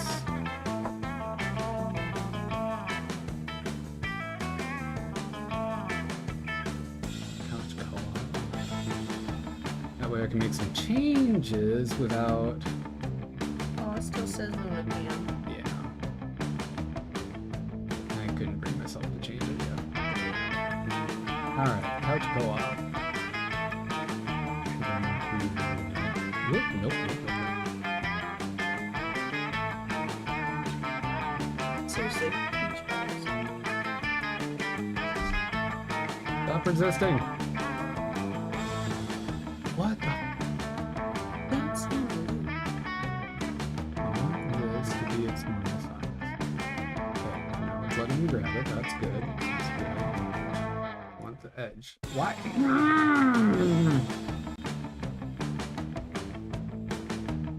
Give me the. Okay, here. Give it here. Give it. No! Yay! There. Okay.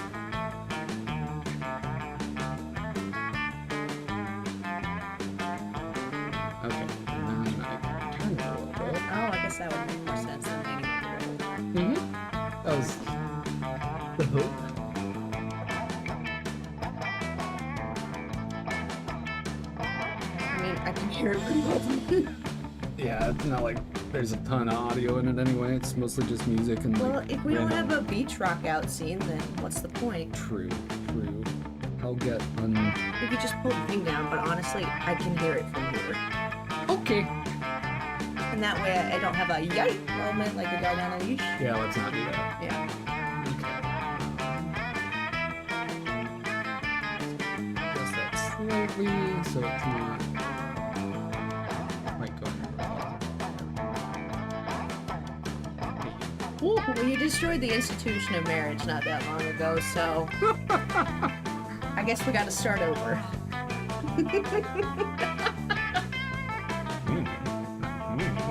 Me with a good time.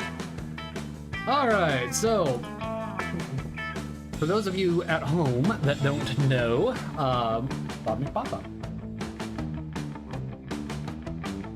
my spouse, who I destroyed the Institute of Marriage for. I know, right? Thanks. Now, important question: can you all hear Bob okay from where she is at? I can move the microphone a little more in between us, but I don't want to adjust it at all. So if we're both talking at the same time, If we're both talking about the same time and we're About making that, sounds yeah. together and we're Yeah. talking Yeah. at things Yeah, and she things can are hear fine? thinking Great, and things awesome. are thinking really I well. love this mic. It's so good at its job. Okay, excellent. So, Monster Prom. You Yes. saw a little bit of the I first saw a one. little bit and then But I had not to all miss of the it. middle. So like I left and you were hanging out with a couple people and then I came back and you were fighting with the Pope. So So this is that sounds about right. This That's is- all I gotta say. this is a multiplayer competitive dating game. Now it doesn't have to be competitive. You don't have to like fight out the other person, but if you both have the hots for the same I was person. gonna say, what do you mean it's not gonna be competitive? Yeah, true.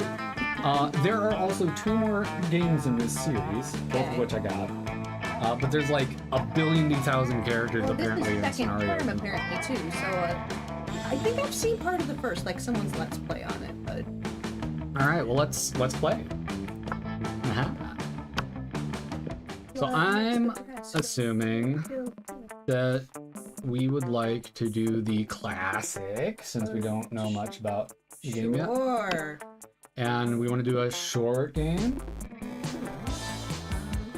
What's your timeline? Well, I mean, if we're going by the time of the stream, 25 minutes would take. Well, and let's honestly say too, 45 minutes is going to expand out because we're just going to get less side chairs. Yeah, short game. Short game. And we did a full game for the first one, so we know that experience as well. Cheer. Yeah, we can hear. Yeah, that'd be good because otherwise, Ah, spooky high school. the sweetest years of our lives. Back then, we were young, unafraid. Sometimes reckless, sometimes brilliant, sometimes just stupid.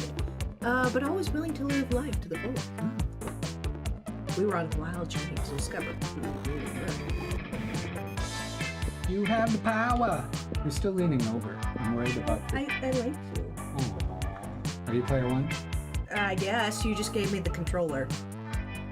Mine is evil. What is this little slug dude on his shoulder? It's very happy, but is it a tail? Is it a slug man? Is it... I don't know. I'm gonna go dude with bro face though. Sure. How do I type in the thing? Well, convenient. Okay. Custom name. Dude McBroface. I don't think that's all gonna fit, but I'm gonna try. Can you type it? Thank you.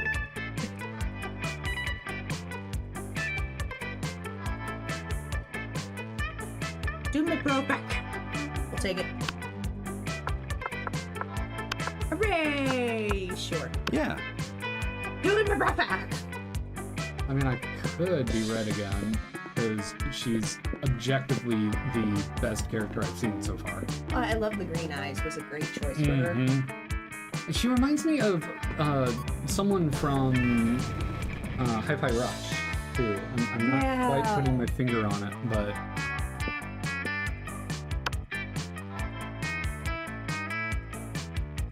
She McBro first? Okay, good recall.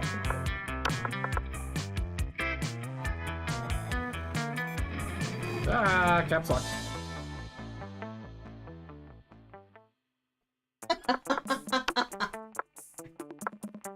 Yay! Yay! Yay! Security guard. Okay. Ah, yes. Good call. Good call. Thank you, Metal Opera Mom. And we have yet to experience its ultimate challenge. The monster prom. Oh. Hey, you took the controller back, so... Sorry. Okay. You're clearly 2 weeks were left, and as we all fantasized about our dream prom dates, we were all scrambling to catch the attention of one of our 6 most charismatic classmates. Huzzah! Miranda Vanderbilt, a sweet mermaid princess who was as cute as she was genocidal. Damien LeVay, a fearless demon with a taste for destruction and a love of fire.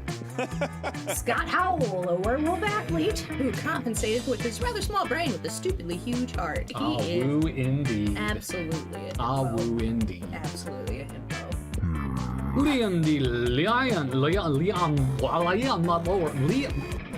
Fix it. Liam the Lion Court, 400 something, a hipster vampire whose standoffish demeanor hid that he was truly a lovable dork. Why is he still in high school? Fire anything. Yay! Holly Geis, a party ghost with an insatiable hunger for all the wrong things. What? And Vera Oberlin, a mean self-made gorgon with a merciless... She's and- side-eye. My side-eye? What side-eye? Me? What side-eye? What was I giving side-eye? It was clear it had to be one of them. But Who did I give side-eye to? I did? there was a... Oh, Okay. okay. Yeah, we only had 2 weeks to choose our prom date, and even more daunting, we only had 2 weeks to woo them and conquer their hearts. But, as I already said, we were young and unafraid, and we were ready to start. I wonder if it's always the same 6. Welcome to Monster There is Prom's stupidest the pop update. quiz ever. All minds are rotten, but they are rotten in so many different ways. Worry no more, we'll now be using our PhD in bullshit to diagnose what kind of deviant psycho. Deviant sicko. Yes, well. Monster Prom, stupidest pop quiz ever, TM. We'll throw a bunch of absurd questions at you and turn your answers into your character stats. This way each of you will start by having stats that better reflect your true selves. Let's start. You build a 100-foot statue commemorating an event so that in 1,000 years archaeologists can learn something about the people of our time. What does the statue represent? Option A, that mind-blowing twist in your favorite TV show that clearly changed the life of everyone forever, unlike that all-boring English audience. That glorious instant when your friend stopped you from texting embarrassing stuff to your ex while hella drunk. Your least favorite political figure being devoured by a rabid rhinoceros, which was also covered in dinosaurs. Oh, like that one right there. Woo! Hello. You're not usually there. Just elbow Bowser in the face. I'm good. I felt bad about it. I mean, a rabid rhinoceros is just boss. Which way you go? I didn't realize I had to pay attention.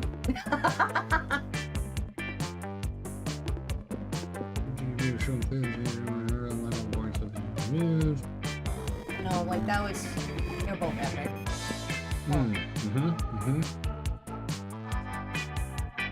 Oh, you can choose all 3. Okay. What? Never mind, pony. Alright. You're bold and creative. A radioactive possum just bit you. What superpower did you get? Probably rabies. I'd go to the hospital immediately. The superpower of always choosing the right combination of emojis to get the desired reaction from all people, seducing my loved ones, burning my enemies, setting any argument, and even conveying complex emotional thoughts. The incredible power of writing fan fiction so compelling that the actual creators of the TV shows decided to go with people with my ideas and crazy ships. That would be nice. Mm-hmm. I mean, emoji power, though, is just so dead useful. But I gotta go with rabies. That one was very you. It was I absolutely have to go with the fan fiction. Absolutely. The world will end tomorrow. What will you do today? Ain't nobody ends the world with me. I'll end the world today. I always party as if there was no tomorrow, so who cares? 100 push-ups. No, 2. We always tell you the world is ending. I'll profit on people's hysteria. It's okay. We invented the apocalypse to take care of the overpopulation of commoners. I'll finish my novel. Whoever comes after the end should know my legacy. I'm gonna profit off of a hysteria.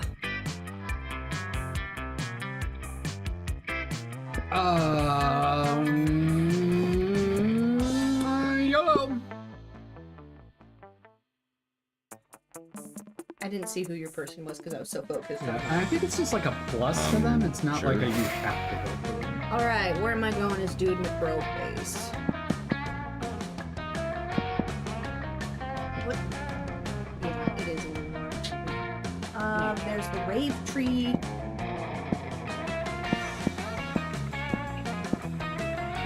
I want to start at the rave tree. Rave tree. Oh, this is what you did. Okay. Oh, right. I'm supposed to be reading aloud. Dude, I started a raid with the raid tree, and I had no idea how it got so big, but there are like 300 people. Someone summons demons from the nightmare dimension. The consequences might distort the fabric of reality itself, but who cares?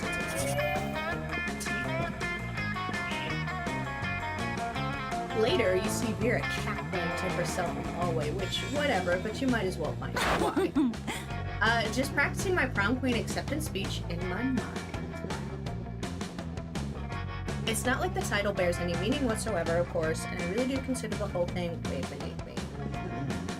However, considering how much meaning other girls put on it, I like her. You can't risk some uppity bitch thinking she's better than I am. Plus, it's not bad branding either. I could see using a victory to start a line of successful prom queen accessories, guaranteed to hit beautiful. Perfect prom shoes, the right makeup, fancy knives, take out your opponent. Speaking of which, I assume this goes without saying, but I'm not leaving anything to chance. I'll be doing the blood rituals to ensure I still haven't found the exact details yet, but I'm optimistic that at least some of the items will be found in the shop. The only question is where exactly I can find the details for a proper blood ritual. Oh no. Why don't we ask the witches? They should know all about Oh, no. blood magic. Literally just search the internet. Like, that's literally what it's there for. Oh, right. Good call. No one tell her. What? It's fine. It'll be fine. It's not good. It's gonna be fun. It's gonna be fun. It'll be fun. Sometimes you get so caught up in the grand scheme of exploding blood magic. To secure petty victory that you forget about the notable ones. You and Vera scamper over to the library. This was huge. For real, does anyone with the skill use school resources for educational purposes? Let's just search blood magic to guarantee prom queen victory over basic victories to maintain social status. Yeah. That's pretty clear, right? Couldn't possibly be clear. Seems like we're gonna need the blood of a former prom queen, a top of goat, and the earrings of an ancient goddess. Not exactly stuff that's going to be lying around, but when you're destined to be prom queen, you're gonna make it. Not that I'm destined to be prom queen, or wouldn't have to be blood magic in the first place, but hey, when you want to achieve greatness, you need your close to it. You check the shop, I'll grab a goat, and we'll meet up in the bathrooms to cut his tongue out and get this party started. Party indeed. You gain +2 fun and +1 speed. Let's go. Alright. Oh, you blue. Oh, you can't go if I go. Interesting. That is interesting. I That is wonder very if we'll interesting. have to swap on other things. Sorry, man. Just a moment of I don't like how it there we go. 'Cause my head's like right by the edge, so it's right there. It's not by the edge. It's distracting. Feel better? Yes. Let's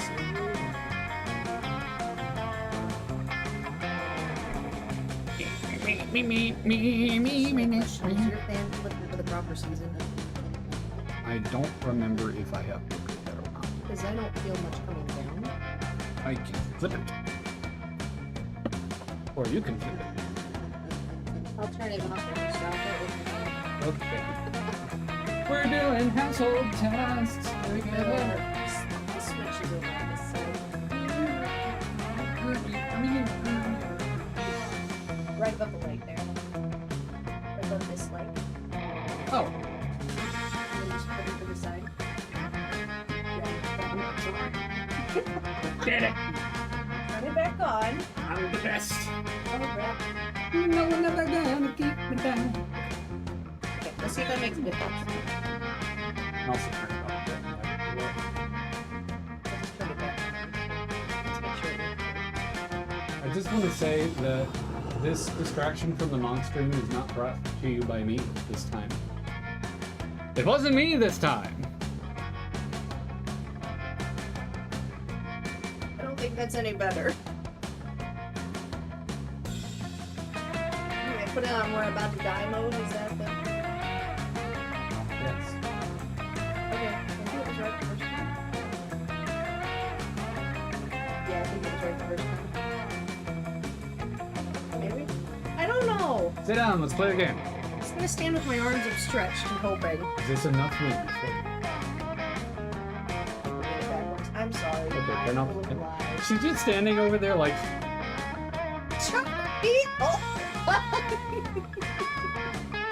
touchdown! Like,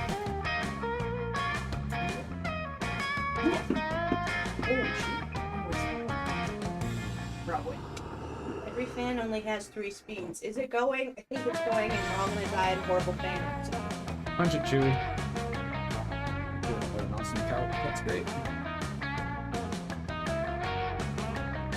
Right, so, me do thing. Bing, me do. Oh, it's working. I am going to go to class. That day, you listen to your elders and learn valuable lessons. Sometimes, after all the monster nonsense and dating gimmicks, you forget that attending classes, blah, you gain 2 smarts. Hey! There you see Polly floating around, her ghostly glow less ghastly than usual. Oh, hey, Blue Mog. I'm just hovering a little low today. Wouldn't seem so hyped about love. I love being hyped. I'm not really sure how this love thing works yet. I thought I was in love once, met a beautiful girl at a party, and I felt this strange magic. My temperature rose, I felt even floatier than usual. Everything was so bright and beautiful, I was ecstatic. What's her name, Molly? But then I remembered that I had taken a little ecstasy, so it was probably just that. That's a mistake, am I right? I've had some pretty good highs, but they say being in love is the greatest high of all. Next time I'm on a date with someone, what can we do? Fall in love. Or float in love, since gravity doesn't actually affect me.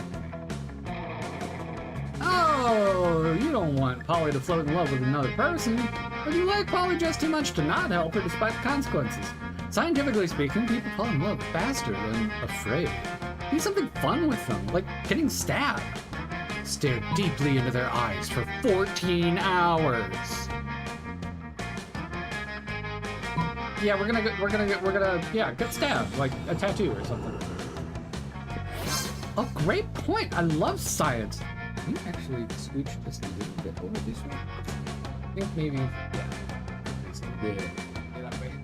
It's like set to be here-ish. Oh my god, great point. I love science. I mean, I don't, but I love it when it gets me drugs or gets me laid. Loved, not laid, loved, in love. With that, Polly disappears, literally, to begin her quest for the terror that is love. She catches up with you a few days later. Hey, so I went on a date the other night with this super cute humanoid.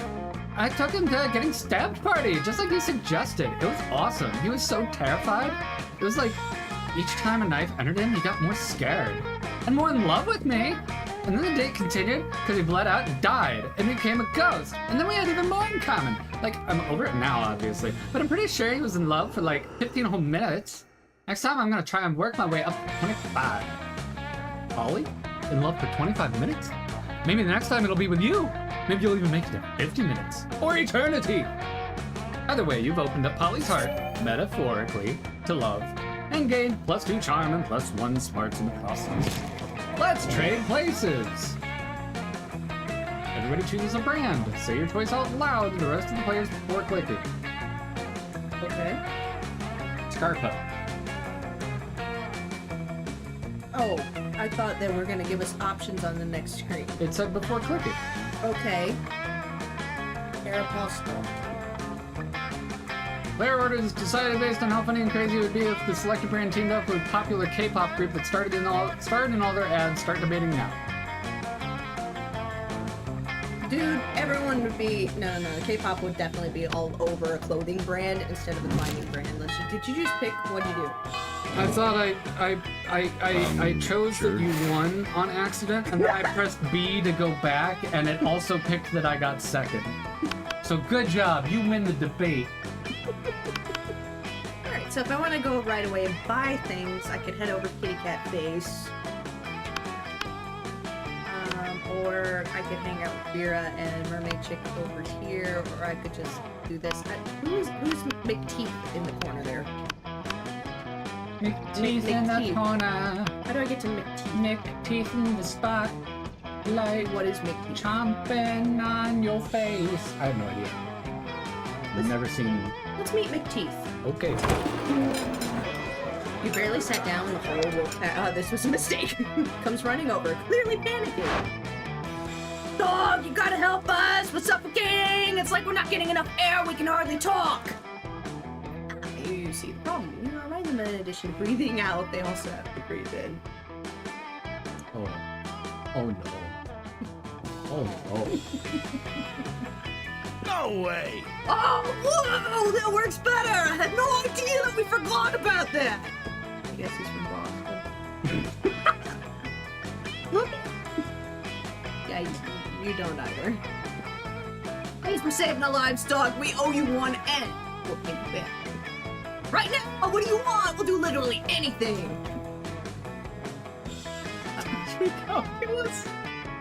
Or give me an extra. Do you want to trust this group of individuals to either of those?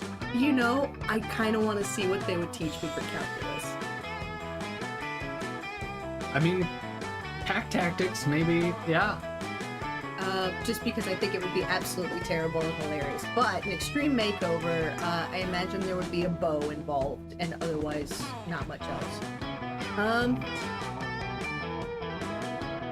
YOLO! Calculus it is. Well, we really don't know what calculus is. Which means we're the perfect dogs to teach it to you. We've never got a calculus question. I love their confidence. If it's anything like other math, Sounds we've good. got to do it to stick to the textbook. yeah, they totally brought a blender with them. How much protein am I going to get with my calculus shreds when I ingest this? Oh, they're gonna load it. It's like gonna have an extra scoop in there. It's basically gonna be just a sludge. It's like 80% protein and 10% math book. Which is a lot of And fiber. 10% water A to make lot sure of that it fiber. mixes. Oh my god, I'm gonna be backed up with things. Yeah, they totally brought a blender with them. It's a protein powder! No, blend it up! And pour it in your ear canal. Let's write it so it'll get there fast! This is the stupidest thing you've ever heard. Probably the last thing, too, if this pureed destroys you. But within seconds, you feel numbers trickling through your synapses. It actually worked. No wonder these idiots haven't been kicked out of school yet. They have a foolproof study method. You get +4 smarts. Let's go. Wait, we still have textbooks in the other room, don't we? We don't have hemp milk, though. We got oat milk. You think it's good enough? Wait, all those textbooks are nursing textbooks. I'm not interested. Never mind. I don't want that. You don't want to know about cancer and how to fix avulsions and... You know what an avulsion is? I don't want the pictures. Deglowing. I don't... No. I don't... Hey, There are lots of warnings on this This is stream. Monster High. There are a lot of warnings on this It's stream to warn spooky people Monster High. I'm talking about about. what they might be in for when they get into the stream. Mm-hmm. And I'm being thematic by talking about evulsions. I'm not saying you're wrong. Someone just got stabbed, and you're gonna.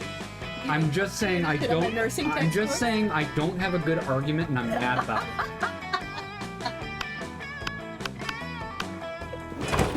You approach Scott and Polly's table to find them crouched behind a pile of jelly desserts plotting. Hey, bros, if you're here, bro, come on, join our huddle. Maybe you're curious about the huge pile of jelly jam gelatinous dessert cups? My body tried to kill me. Did you just turn into a ghost so you can hang out with Polly? Is that? Well, wonder no more. We're going for the jelly prize. Yeah, we're gonna win it. We collect the foil cover of 100 jelly desserts. We'll be the lucky winners of Yes. one free jelly dessert. Ah! Right now we're stuck.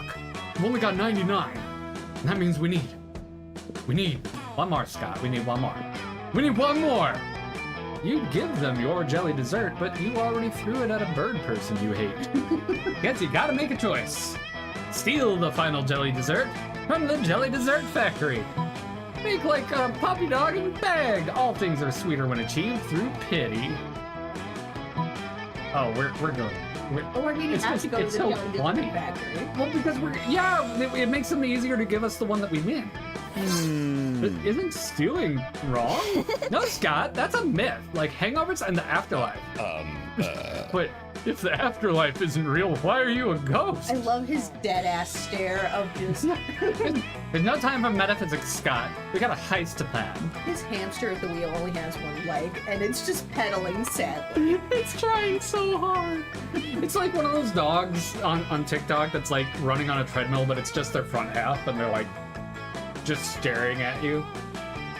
Anyway, no, Coach said stealing is wrong, unless you're stealing a ball, or a base, or victory from the jaws of defeat. Actually, it seems like sports is mostly about stealing. It's Polly time. Well, that settles it. Time for stealing. One fake bus, one real woolly mammoth, and a brutal running gun battle later, you finally secure one illicit jelly cup, You only took one. which you turn in, along with your 99 other jelly cups, for one free jelly cup. Scott is too upset by all the violence, so you split your free jelly cup with Polly. Worth it! It's just dead stare. Let's trade places. No, say, Hippopotamus.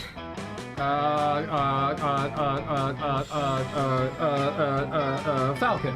Okay. Player orders decided by how cute a video. Where the like Fiona the hippo from Cleveland Zoo?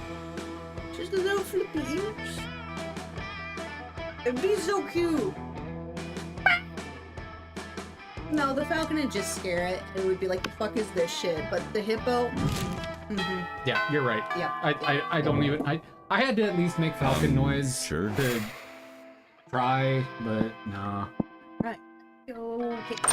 Show me that money. Good old dude McBroface. What's going on? What's it going to be today? So I needed. Is that a tampon? Are they gonna call it a vampire teabag? Okay. I'll pick that Catch up. you later. Ritual. Okay. Thank you for Let's not go. telling her, chat. Yep, that happened. You're very cute. I don't know how to interpret the look you're giving. See, I want to know and I want to poke you for answers, but I also want to let it happen. The only thing I'm referring, the first time I came into the store, I landed on that in the description. It was just, I was so, I didn't even read it aloud. I silently went to the other thing and picked it. So, all right, we could use some boldness. Maybe we can get bold in the auditorium. That day while rehearsing for the class play, it's as if the muses themselves have descended to give you figurative words. This is cute your uniform. Your performance is intense. You will be remembered for generations, which is pretty rad by high school play standards. You gain +2 creativity. You're just getting ready to leave when you get a text from Polly. Hey baby, let's party. You refuse to form the message. You track her down immediately. Hey, you got my text. That's good because I need some help brainstorming. Going to a party tonight. Pretty sure it's gonna be lame. That needs to change. It's a costume party. We saw this one and the last one, so I kind of know what I'm doing already. You know where everyone dresses up with their favorite humans? I'm going as a sexy taxidermy. But I'm not sure even the sexiest taxidermy can rescue this party from the depths of lamitude. So got any ideas to help spice things up? Oh, you got some ideas and they are the spicy. Do you think if he shows Spike the punch that she's gonna overturn it anyway and it's not gonna do anything? I think she, I mean, the sexy taxi thing's still hilarious. yeah, I got her. Later that night, halt! Tax evader! Polly cracks your standard issue tax attorney whip, knocking over a stack of solo cups and upturning the punch bowl. You stand accused of violating Article 59 of the tax. The fine is $1,000 human dollars. Payable in Spain. You're more than happy to help. Oh, sorry, that's not her anymore. You're more than happy to help do the time for your delinquency. The rest of the partygoers get into the spirit, and soon they're all confessing to unpaid taxes. Paying for your crime never felt so good. You gain +2 fun, +1 charm.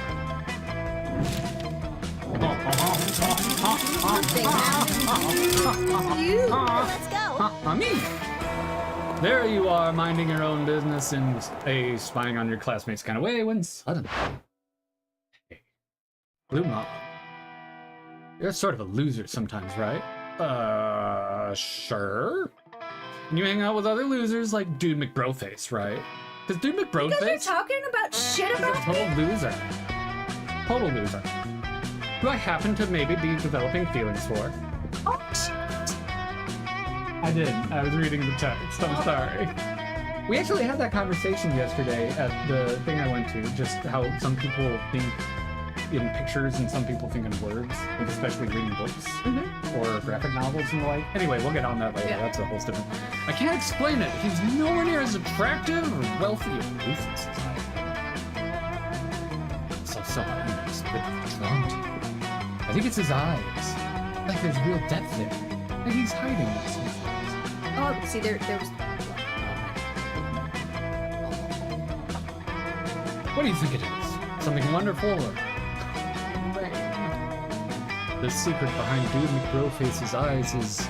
The secret! That book has changed his life! His business sense and self-confidence is on... Wait.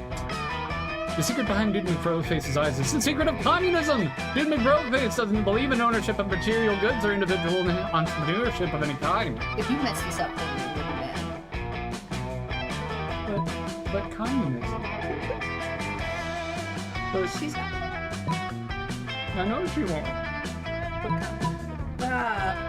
You know what? It's just a game. Alright, I'll wingman for you if you wingman for me.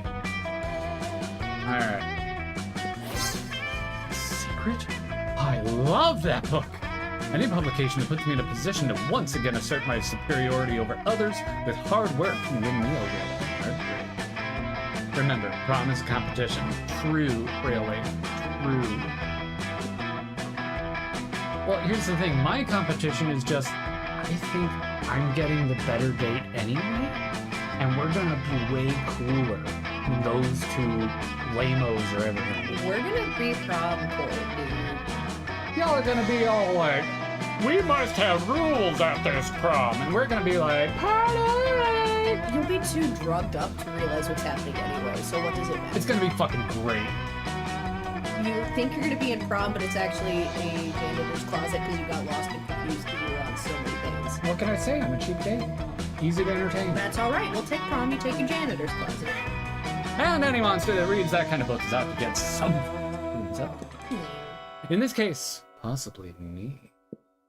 I like a monster who isn't afraid to chase down what he wants, and we know I'm not too easily won over.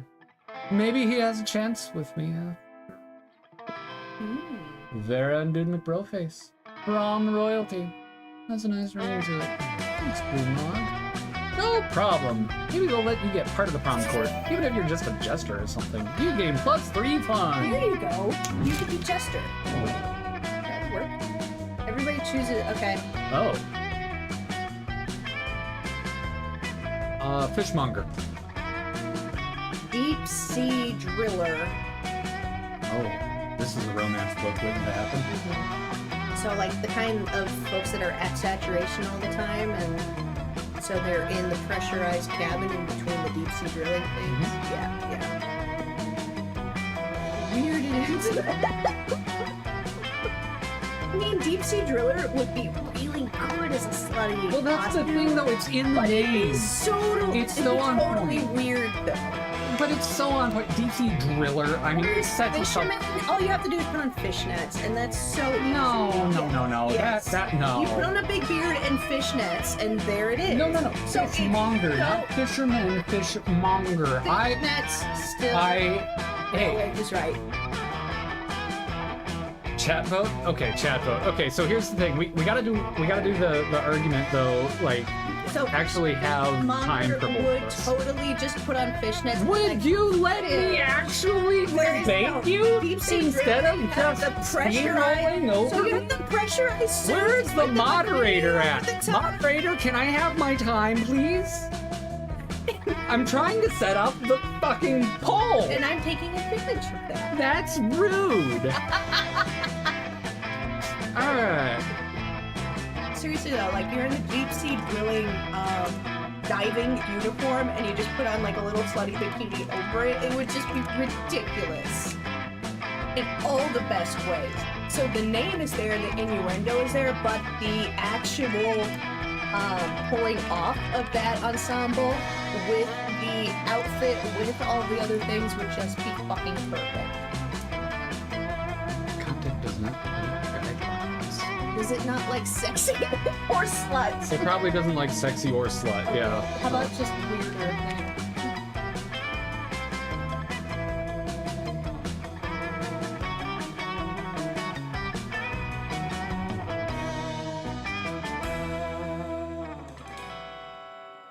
That works. Yeah, it didn't like slut. That's funny. That is funny. Alright, so here's the thing, chat. Here's what I gotta pull us in here. Gotta get real with you. Okay, so Imagine the diving outfit. Diving outfit. my opponent doesn't want you to hear what I have to say because she's so afraid of the fact that she is completely and totally wrong here. Deep Sea Driller sets it up well with the innuendo of Driller. I mean, it really prescribes itself its own costume. It's gonna be predictable, it's gonna be oily, it's gonna be lame, and it's gonna be so hard to clean up afterwards. You're gonna leave oil everywhere. Now, Fishmonger, on the other hand, Fishmonger, you get yourself some eau de salmon, number 5.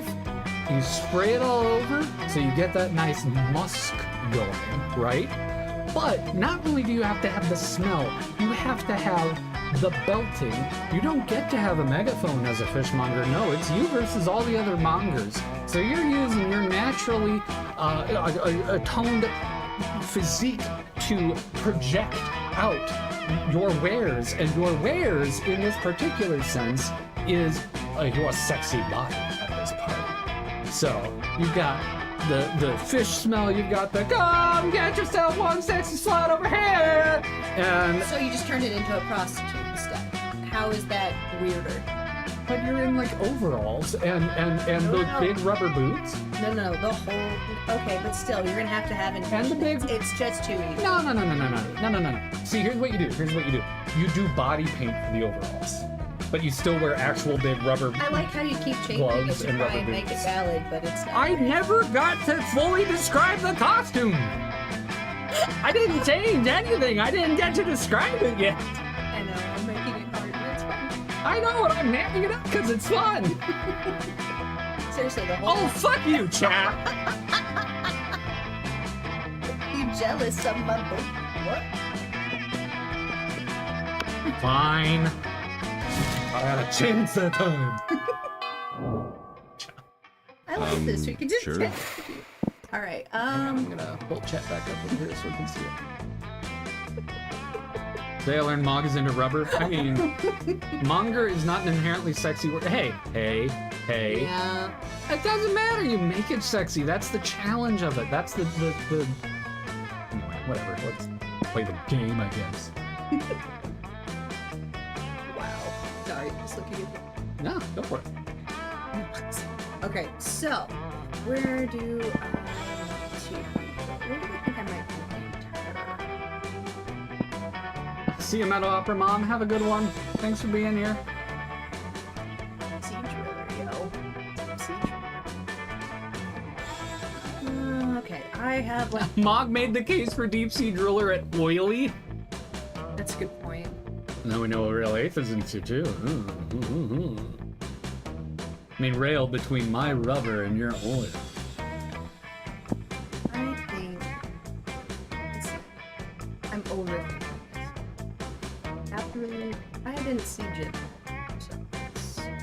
Oh no, my charm is shit. So let's go with the authority. Is that where? That was creativity. It seems like you get a little bit of everything everywhere, regardless. Like some of them you can kinda guess, but then they'll surprise you. Day the dodgeball match takes place. Everything seemed lost, but you delivered an inspirational speech that fuels your team's spirit, leading to a spectacular comeback. You're clearly a natural born leader. Yay! I gained +2 charm. Oh, good. I gained +2 lighted monk. You're making your daily protection payment to 0 when suddenly... Greetings. Fine.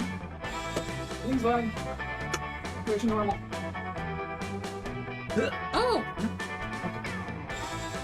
Everyone stop what you're doing and look at my... Interdimensional prince? Muscling into my territory, are you? Not at all, my darling Viperous. I'm here strictly in a business capacity. What's this you say? I'm all ears. Except for my snakes, which are all kinds of tea. It's simple and promise.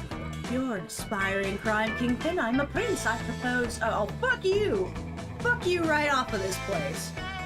A merger of our resources and minds are... Oh, double fuck you. Get out of here. Not bad.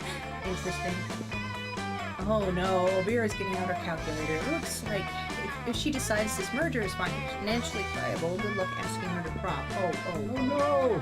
How you undermine Vera's confidence in the prince's financial status. Something, fuck the monarchy, fuck the patriarchy, something. Yep. Replace all his gold with fish. Steal his there you money go. with your high-frequency trading algorithm, Carl. Carl's gonna be an actual someone, isn't it? There we go. Okay, so I'm trying to convince her that this isn't... Do I want to steal all his money or replace it with fish? It'd be really funny if it was Switch. No. But But she I'm would sure Carl probably... is a person. I think she would really find Carl to be impressive because it's smarts. Carl is totally the name of someone. Whereas he would probably be happy that it got swapped out for fish. I don't know. Before we drop the contract, I hope you don't mind providing a lowdown on your presence. Of course not, my dear. As you can see from this spreadsheet, my entire kingdom is owned by someone named Carl! Let me see that. You idiot. Carl isn't a person, it's a computer algorithm. It probably stands for something like computerized, autonomous, robotic light bulb? Nope, doesn't stand for anything. It's just Carl. You gain +2 points. That absolutely would be how you name it. It would absolutely do. Let's go. Didn't have a chance to give her the nasty ass tap. So, important question before it comes up in chat. If a dad gets redeemed, do we both do it? Think so? No pressure. No pressure. I did agree to No. on. Consent So I'm. can change. I know, but I'm trying to decide what that implies for me. Okay. And what rules I will also honor. Here. Like, do I also do a hydration? Do I also do a posture check? It'd be kind of funny to have to do a hydration. That would be really funny. Can someone like redeem 8 hydrates all pointed at Bob and Bob? Well, I'm gonna go to the auditorium, but I'll wait for you to return so you can see the results. I kept nudging her over here because I want the lighting to be better for her. It's like putting her face in. Just a little less directly.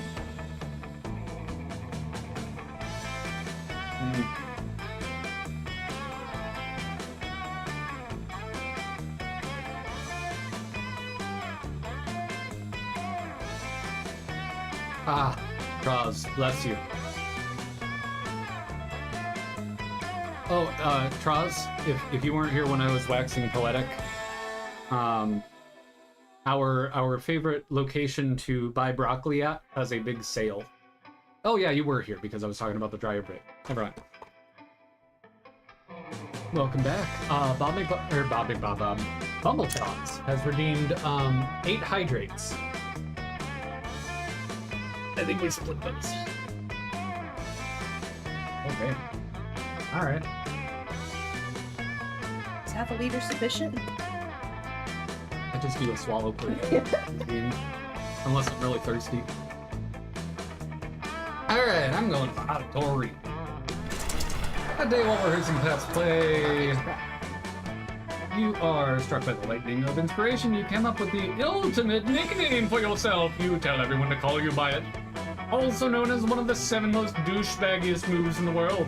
But the nickname is so awesome, inventive, and appropriate. People decide to go with it. Quite to the feat, you gain +2 creativity. We, the devs, dare you to actually come up with a nickname for yourself and ask the other players to call you by that name until the end of this run.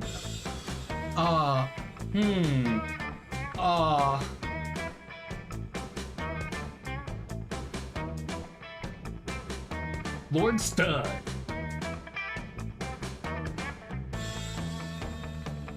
I was trying to abide by the parameters they gave me that it had to be douchebag. It had to be douchebaggy. I couldn't think of anything. Oh, and we have a do-a-dab. Shall we after this? As we go? Okay, well, we'll finish out this round of, or this week. This week of the game. Okay. Yeah. On your way out, you spot Polly still wearing the lab coat she stole from that human party the other night. She takes it off and throws it at you to get your attention. You're my attention, right? Yo, the human party convinced me that I want to be a scientist. Not just any kind of party scientist. What's a party scientist, you ask? Why, just a scientist who's dedicated to discovering the secret to the raddest party. This one does. See, because we have this one too. Through a series of extremely scientific experiments, I aim to discover what exactly makes a party good, so I can distill whatever it is into a vial and drink it. Or, just have really dope parties all the time. Anyway, I'm going to bar mitzvah tonight and need your scientific advice. What can we do to push this party over the edge? The electric slide, but with actual electricity. Yes, so good. Later that night. Look at them dance! I don't know why I never thought of this before. It's just basic science. Lightning gives life to a Frankenstein. A Frankenstein is a stitch together massive sexy thing. Lord Stud, I find that offensive. Which is also what a party is. Lightning is the life of a party. What's that? You want to know who the bar mitzvah boy is? I don't know any of these kids. Crashing bar mitzvahs, the height of any party culture. You have so much fun you forget to tell Polly that she should have said Frankenstein's monster. You gain +2 fun and +1 charm. Let's trade places. I'm gonna lose again. What's even the point? An evulsion. Deep loving. Moldy bread.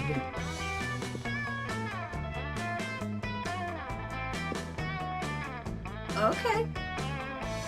Moldy bread would be really fucking funny in that capacity.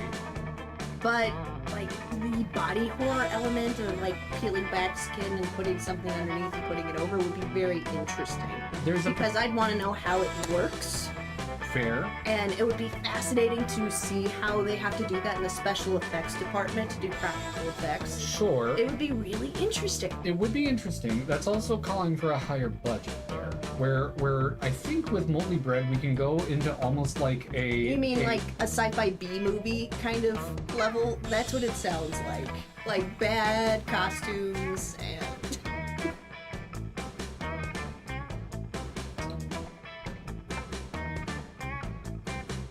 I am Penicillincus, here to ruin the day with the moldy viral component that I have derived. Oh, you accidentally cured people instead!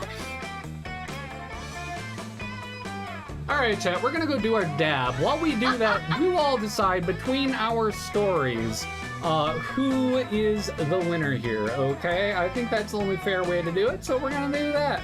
Got a new poll here. Let's see, was Moldy Bread... You're in the question box instead of the response option. And... Avulsion is A-B... A-B... U-L...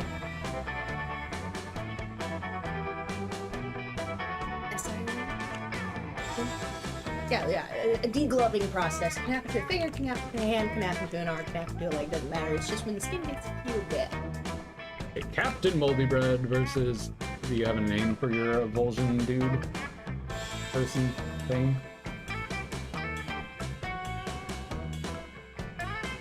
The anatomy killer. The anatomy killer. Like, just as a mechanism for really embedding whatever the evil thing is.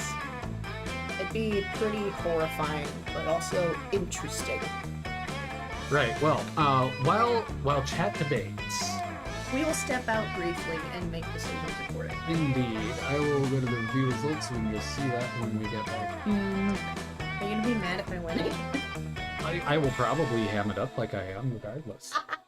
That's true. But I rarely ever am actually mad at things. Should probably fill my water up again, just in case I'm gonna drink another half liter. Oh, the button doesn't work because it's in a different thing now. Right. Well, I'm just gonna do the thing. Okay, there we go. There's the game. Here's the dab. Okay, let's do the thing. Okay, chat. Bye. We'll be right back. Bye.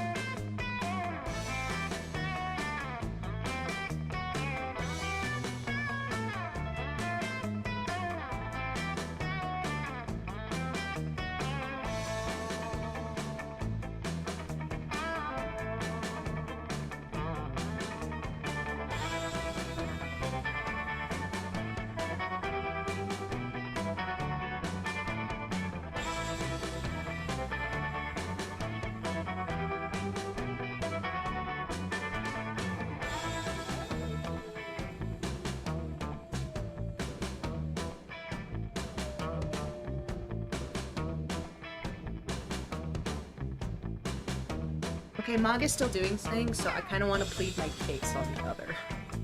I don't know if the sound is back on.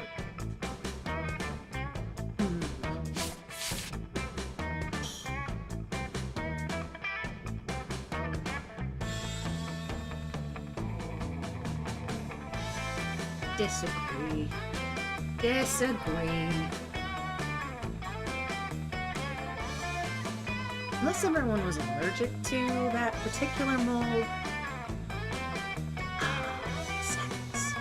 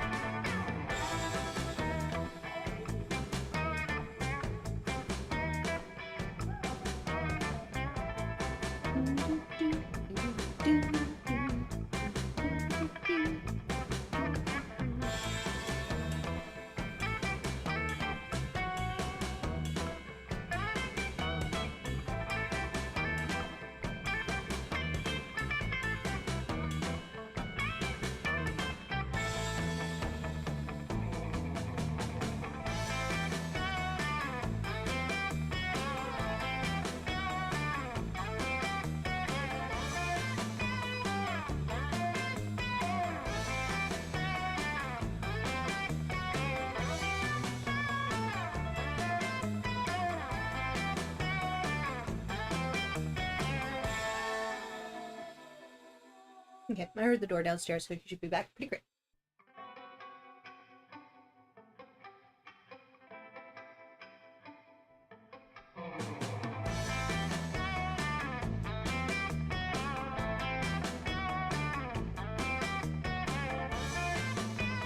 I won!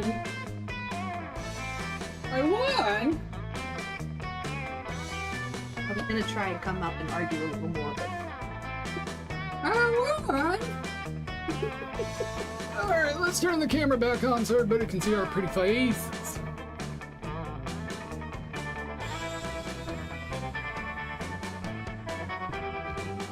Captain Moldy Bread! Hurrah! I won the deep sea driller, so That was pretty funny.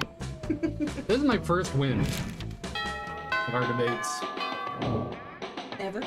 Let's go. No. Yes, you do. I just have to make spreadsheets. Okay, well.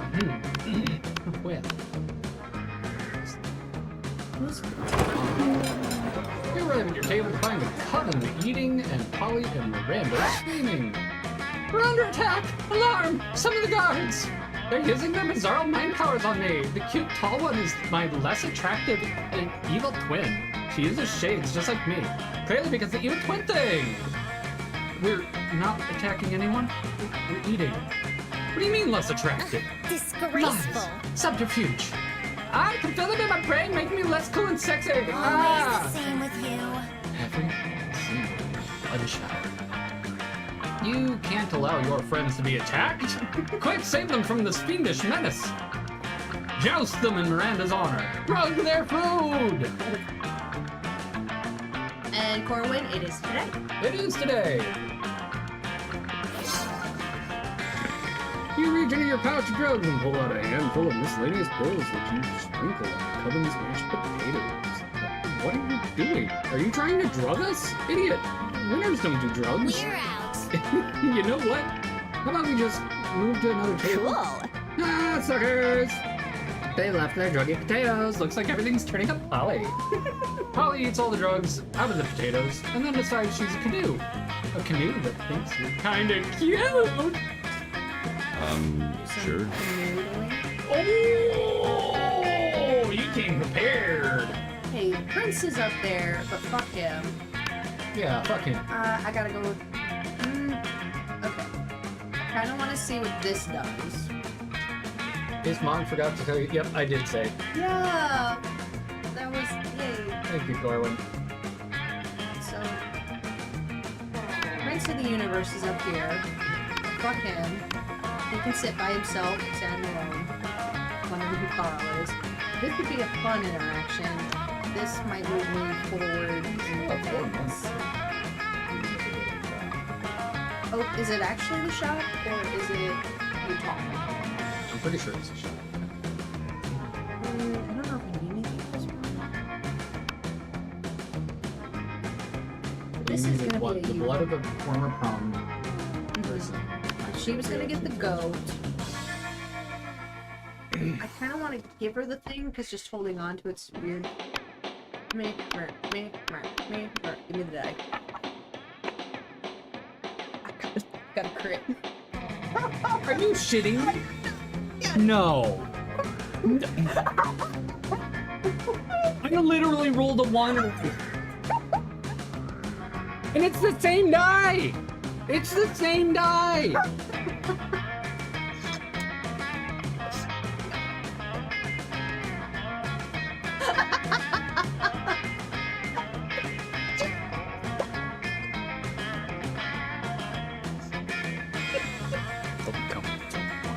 It's a fucking 1! It's a fucking 1! It's a fucking 1! It's a 7. Oh, okay.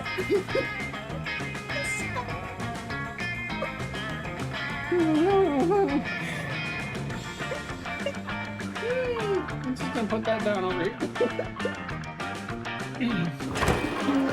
We're going with the dudes. Sit down to enjoy a nice normal meal at the spooky high cafeteria as usual. LOL, JK! Something fucked up is always going on here, and today is... Bro. Oh, hello, dude, my brother! Let's sit with us and our imaginary friend. No one else is here. Their imaginary friend roars and the whole cafeteria shakes. Okay, dude, my brothers. We have some smarts. We're probably going to figure this out pretty quickly. Why?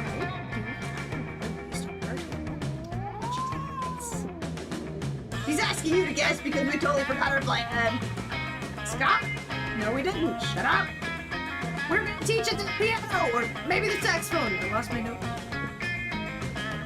No worries, no notes needed. You know exactly what they should do with this wild beast. Oh, he's also blushing. Wild beast should be a new team school mascot who launched sports jersey who lets rock go team. Obviously bought the speech fiction, returning to the next Monster Chef champion. With the big Monster Chef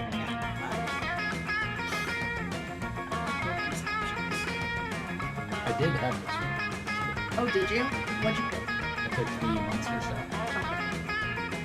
So, It was good. oh, let's see what it was then. But on the other hand, we can see what the other one is. Which is also probably the white one. Oh, that's a great idea! I feel like any of these that have the 2, you're picking between which of them I'm pretty sure Spooky High already has a mascot, but you know what to say, the more mascots, the merrier. I really don't think they say that. Japan says that. Well, they should. Yeah. If most schools have only one mascot, it's having multiple mascots be one more thing that makes our amazing school even more extra special. See it now. The Spooky High wild beast that Scott and Damien kept under the tables!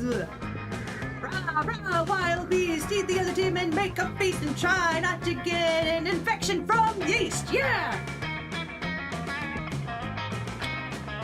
Actually, the chick's pretty dope.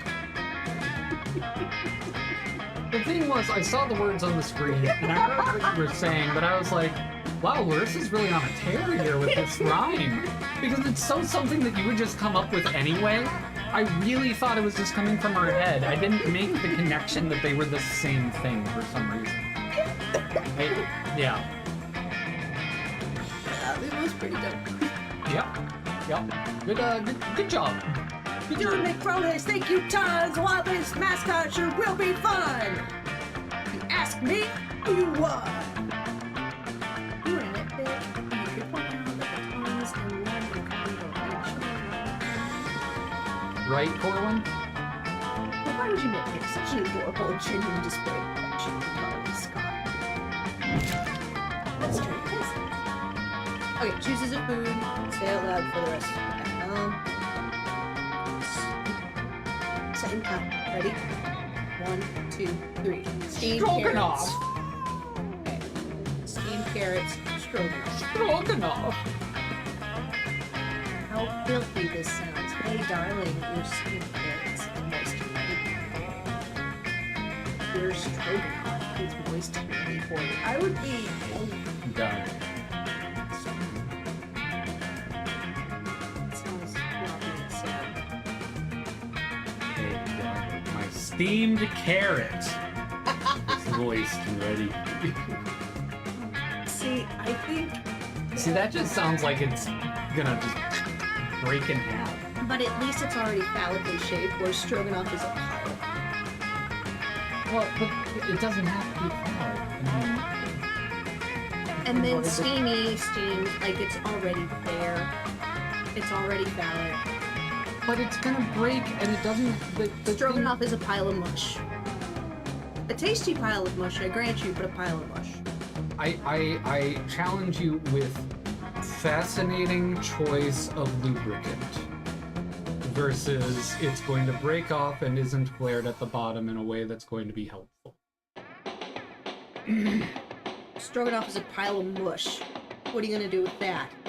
All right, chat. Would you fuck stroganoff or would you fuck a steamed carrot? Which one sounds sexier is the, if you put it in that specific phrase too. The steamed carrot is moist and ready for you. Come on. I already got steamed carrots. Yeah, I think. If I'm honest about it. I just want to try. Like, I know I'm probably not going to win, but I want to try. I want to be in the game. I want my participation trophy.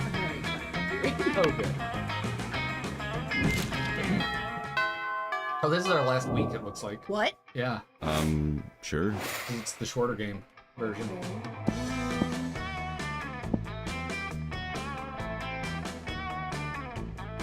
Sure. Dramatization!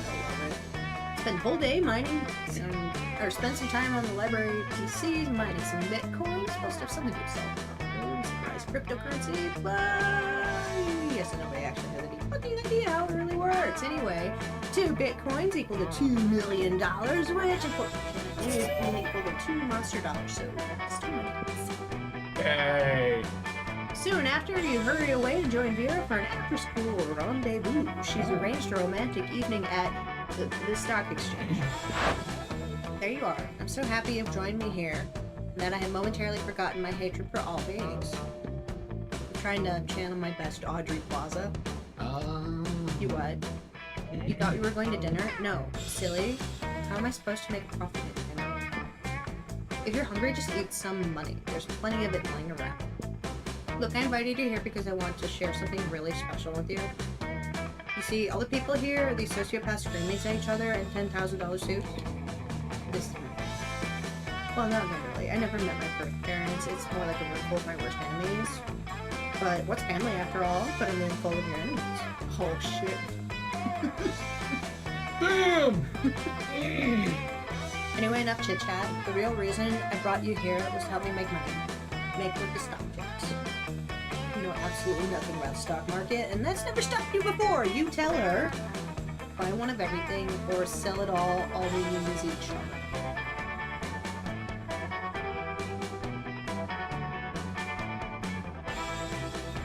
I'm not sure which one she'll go for. So we're gonna buy one of everything? One of everything? How could you be so brilliant? If I buy one of every stock, no matter which one goes up, profits sharp. My profits are sharp. Wait, what are you doing over there? Tearing off that stockbroker's suspenders. Are you... God, are you clever? You didn't mean I should buy one of every stock. You mean I should buy one of every... And you didn't mean buy. You meant steal. You, sir, your pants, give them to me! Don't argue with me! I have sticks for him!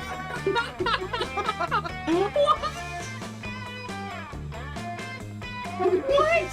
I have snakes for hair, bitch. Get out of it. Give me the pants! Give me the pants! You and Vera dash around the room, stealing suit jackets, gold watches, silk underwear, and a very nice potted plant. Oh no, my plant. I've never felt more alive! Did you know that 90% of paper money contains traces of cocaine? There was more than money in that money salad you guys just ate. You gain +2 creativity and Let's go. Oh, how do I follow that up? That was brilliant. You can wear pants! I have snakes for hair! Right? Oh shit, I love it. Oh, I haven't seen this character at the gym or the bathrooms yet, so let's go. Epic dodgeball. Yeah. Match isn't as important as the human interactions within it. You're at your peak when you decide to go for the overkill and wink at one of your teammates. He's totally mesmerized. It's the most epic wink ever. Damn, you know how to win over people's hearts. You gain +2 charm. I'm charming. But none of that matters. You're late to meet Polly for more party Hey, experience. Oh, cute. Alright, our research is progressing well so far, but we've got a very limited sample size. I need to know that we can make any party the best, not just some parties. So tomorrow morning, we're gonna crash a funeral.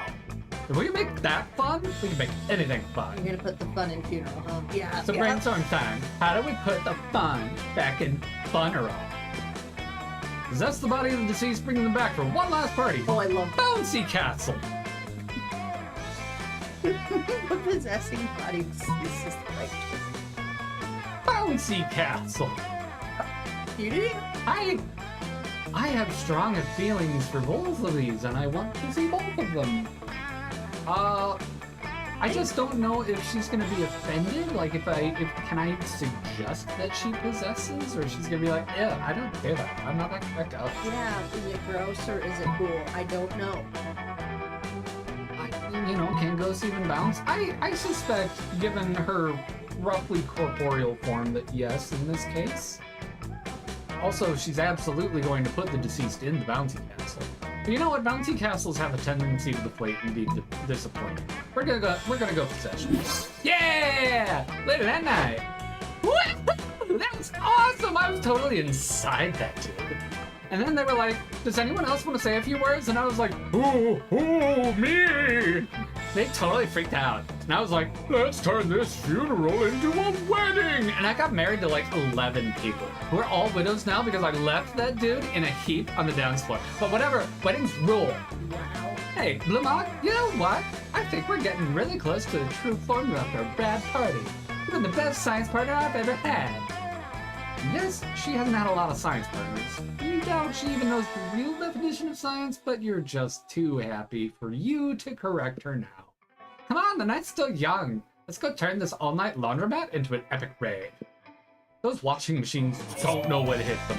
You gain +2 creativity and +1 fun. Oh, monster.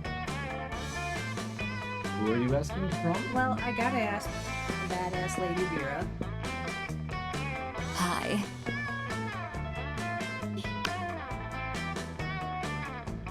And I think to nobody's surprise. Nobody's surprised. Hi. Who did you pick first time? Interesting. Both times I have picked the person that looks the most like the person that I'm playing as. Yeah, interesting. Yeah, because I went for Hellboy. Okay, Damien. Yes. Yeah, accurate. Sure. I was looking for Tiefling, but I wasn't getting the word. You finally pluck up your courage to ask your beloved to go to the monster prom with you. You're asking me to go to prom with you? What a shortcut to Lane Town. Reopening a MySpace account would be less harmful to my popularity than debut. Oh, shit. Ugh. I think I just puked in my mouth. Prom with you? Yeah, you're bad at that too. No.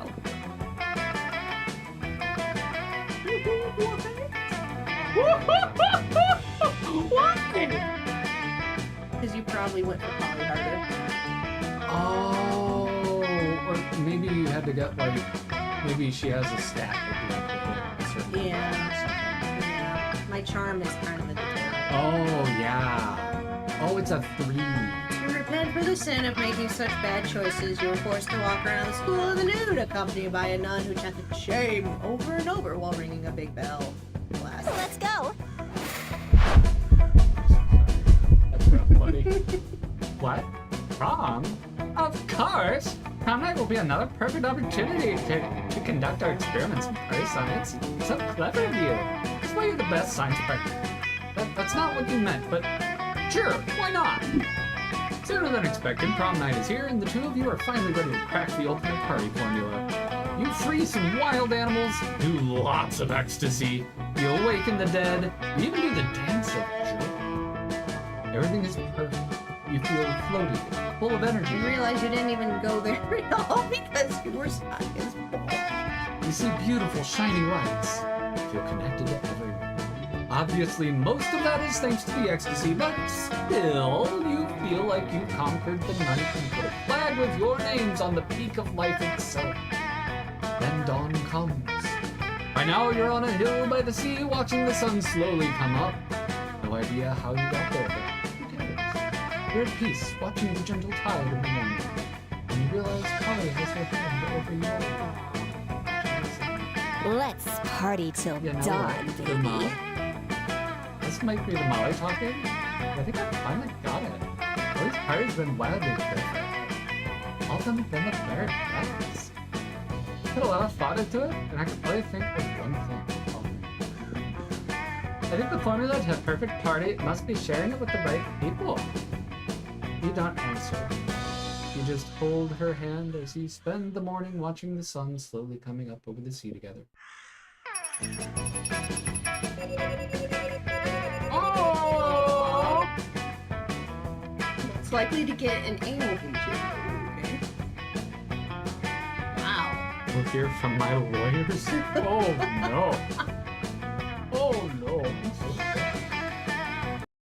We did it! We did it. Oh, that was a lot of fun. Well, thank you everybody so much for hanging out with us for Monster Prom. Maybe next weekend we'll go to the next Monster Prom series number or something else. I'm not sure yet, but either way, next Saturday I will be playing more of Rogue Legacy. Looking forward to that. And yeah, y'all have a wonderful week. Love y'all so much. Have fun all. Bye.